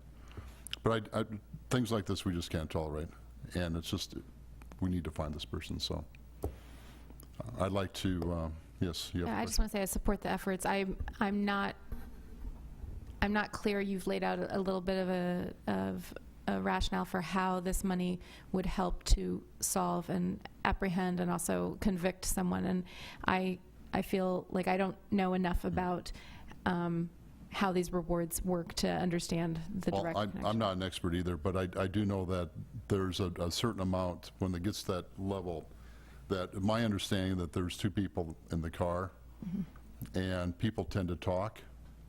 And so when you hear a story and there's a $10,000 at the end of the story, there's a certain amount that people will just confess or work with the police department out of pure greed. And we're trying to get to that. Trying to appeal to that. We're trying to get to that greed level. Right now, I believe it's $40,000. Is that? Yes, right now, family. You have to speak into the microphone. We're broadcasting. Family and friends have been able to raise about $40,000, and add to that the $10,000 that Crime Stoppers of Oakland will be donating. However, we have not generated any leads even with that amount. And as you know, money is a powerful incentive for people to come forward and talk. And if I may make an example of the Sandra Koch case, whereby $100,000 was initially offered, and in just a matter of days, they have a person of interest in custody. So that is my sincerest hope. You know, like Mayor Brinkman has already mentioned, there were two people in the car, and we are hoping that one of them will I don't know the appropriate word, but Oakland, as you know, is notorious for for a no snitch culture, and therefore a substantial reward money, which the OPD believes will sort of move the case along and hopefully apprehend the criminals who did this to my son. So, Thank you. Mayor Brinkman, was a terrible, terrible tragedy, and I certainly appreciate your compassion and your wish to do something here, but I can't support this at the present time because I think it has, we live in a very violent and a very criminal society, and we should have some understanding, I think as Jennifer referred to it, of what is the process that we do this. So I would need more information before I could move ahead. I guess that's kind of what we were looking for too, Nora, because we don't, as I said, we don't have Crime Stoppers. So I just wanted to see if we can go to the next step. We don't have, I'd like to see what that next step is to fund this. So I'd be willing to have maybe a presentation by Crime Stoppers to come back. Yeah, let's do it. If we're going to do it, we want to do it right with substantive information and an understanding of what the implications are, seeing that we live in a very violent society, and this is not, as tragic and as terrible as it is not a standalone. No, So, well, trust me. My house is Related? broken into twice in 1 month. Right, right. So I do know about crime. And I've been mugged, so I know about So that. we all know about mug, but I guess this, to me, this is a little bit different. This is, it's just the nature of the beast. It was just, there was no forethought. There was just a murderous event, and it's to me, it's a different Do you level. think it would be of any help to have it discussed in the public safety meeting on Thursday morning? I think that'd be fine. Jeannie, what do you say? Are you familiar with Crime Stoppers? We have some information on Crime Stoppers. Yeah. Yeah, and I'd like to add that, you know, I think I'm very proud of our police department. I don't know what kind of support or in-kind help we could offer if that would maybe not be as sufficient or motivating as the money reward, as you're saying. I talked to Ken about that at one time, and it's very difficult for us to do that type of interdepartment when it comes to a case like this. Okay. You know, this is a murder case. Yeah. You know, they're just very timely, very expensive trying to solve, and so I would just like to see this one. And when staff brings this back, can they address the issue of a gift of public funds? I don't think this falls under that, but we should have a clarification on it. Sure, if I may, the idea here would be that it would be going to Crime Stoppers, which is part of the Oakland Police Foundation, I believe. And not to this. I believe the family has a separate fund that's set up. So this would be going to Crime Stoppers. So we can bring back information about how Crime Stoppers works. I've been directly in contact with the captain over at OPD, who's been handling the case. This is the way that he recommended that we would set something like this up. We can have him or some representative from OPD or Crime Stoppers come and address this, but he was extremely encouraging us to do this as something that he thinks would actually, possibly put the reward amount over whatever that threshold is to encourage someone to come forward. So I'll get in contact with him and get more information. Great. I think that information is really important, and would like to see this come back. Okay. So it will be coming back, and thank the family for coming out tonight. Do you think in the December meeting, or is that too soon or the first of the December meetings? I'll talk to him. I think it should be something we can bring back pretty quickly. Okay, that'd be great. Thank you. Thank you for coming this evening. Okay, going back to staff reports.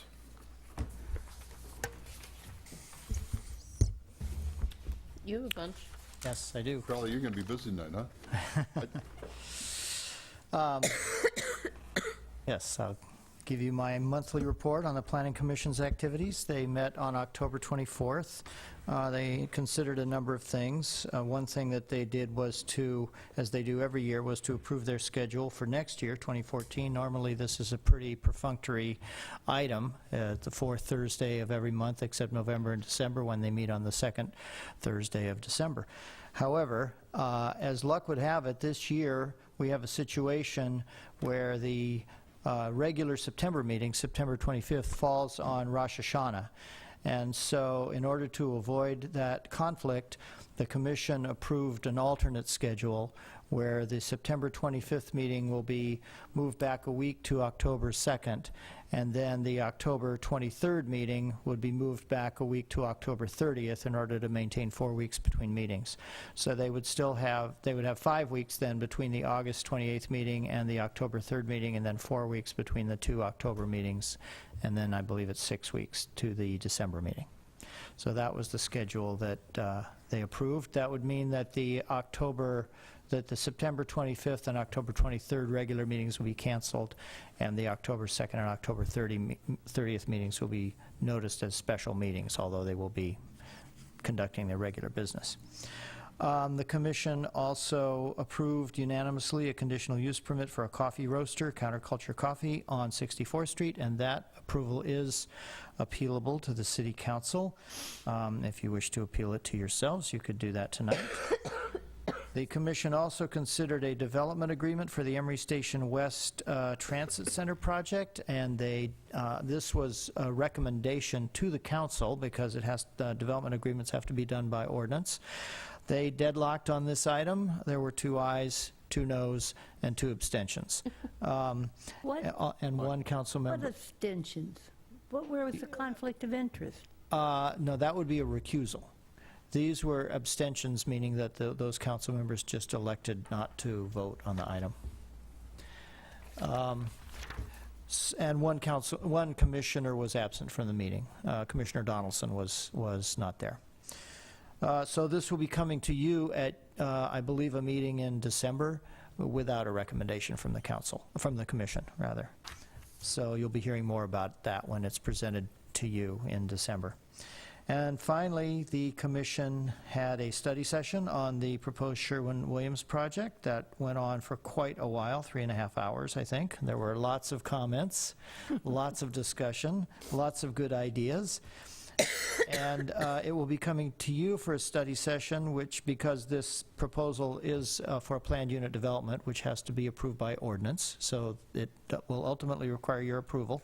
Therefore, we've scheduled a study session for you on December 17th, which we promise will not be 3.5 hours. How can you promise that, really? Well, You're gonna have to walk I'm that. hoping you won't let it go 3.5 hours. I'll leave that up to the mayor. Actually, whoever the mayor may Whoever be the mayor might be. at that point. Whoever that person may be. And that concludes my report. I'd be happy to respond to any questions you may have. I'd just like to make a comment, which is I really appreciate Ken Bukowski, who's posted the Planning Commission meetings on his website. Since we do not actually have them on our website, it's handy to be able to watch them. Okay, anybody else? Yes. Yes.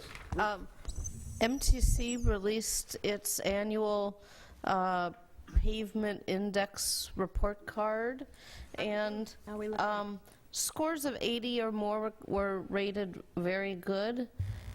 We were rated at, I think, 77 points as good.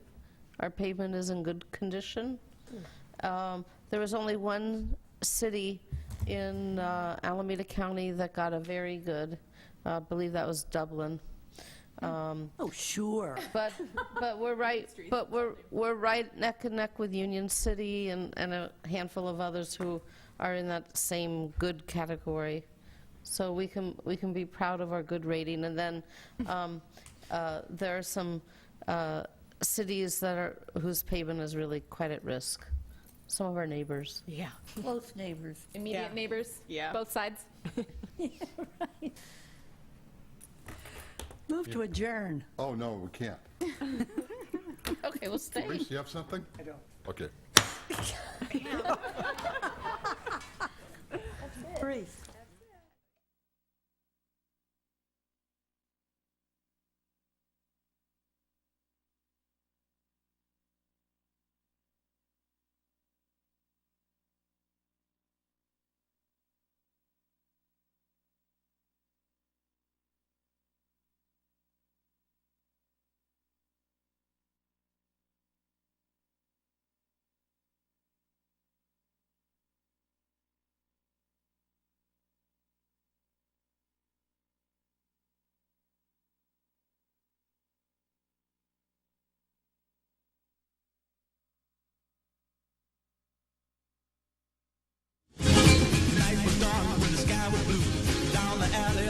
wagon flew, hit a bump and somebody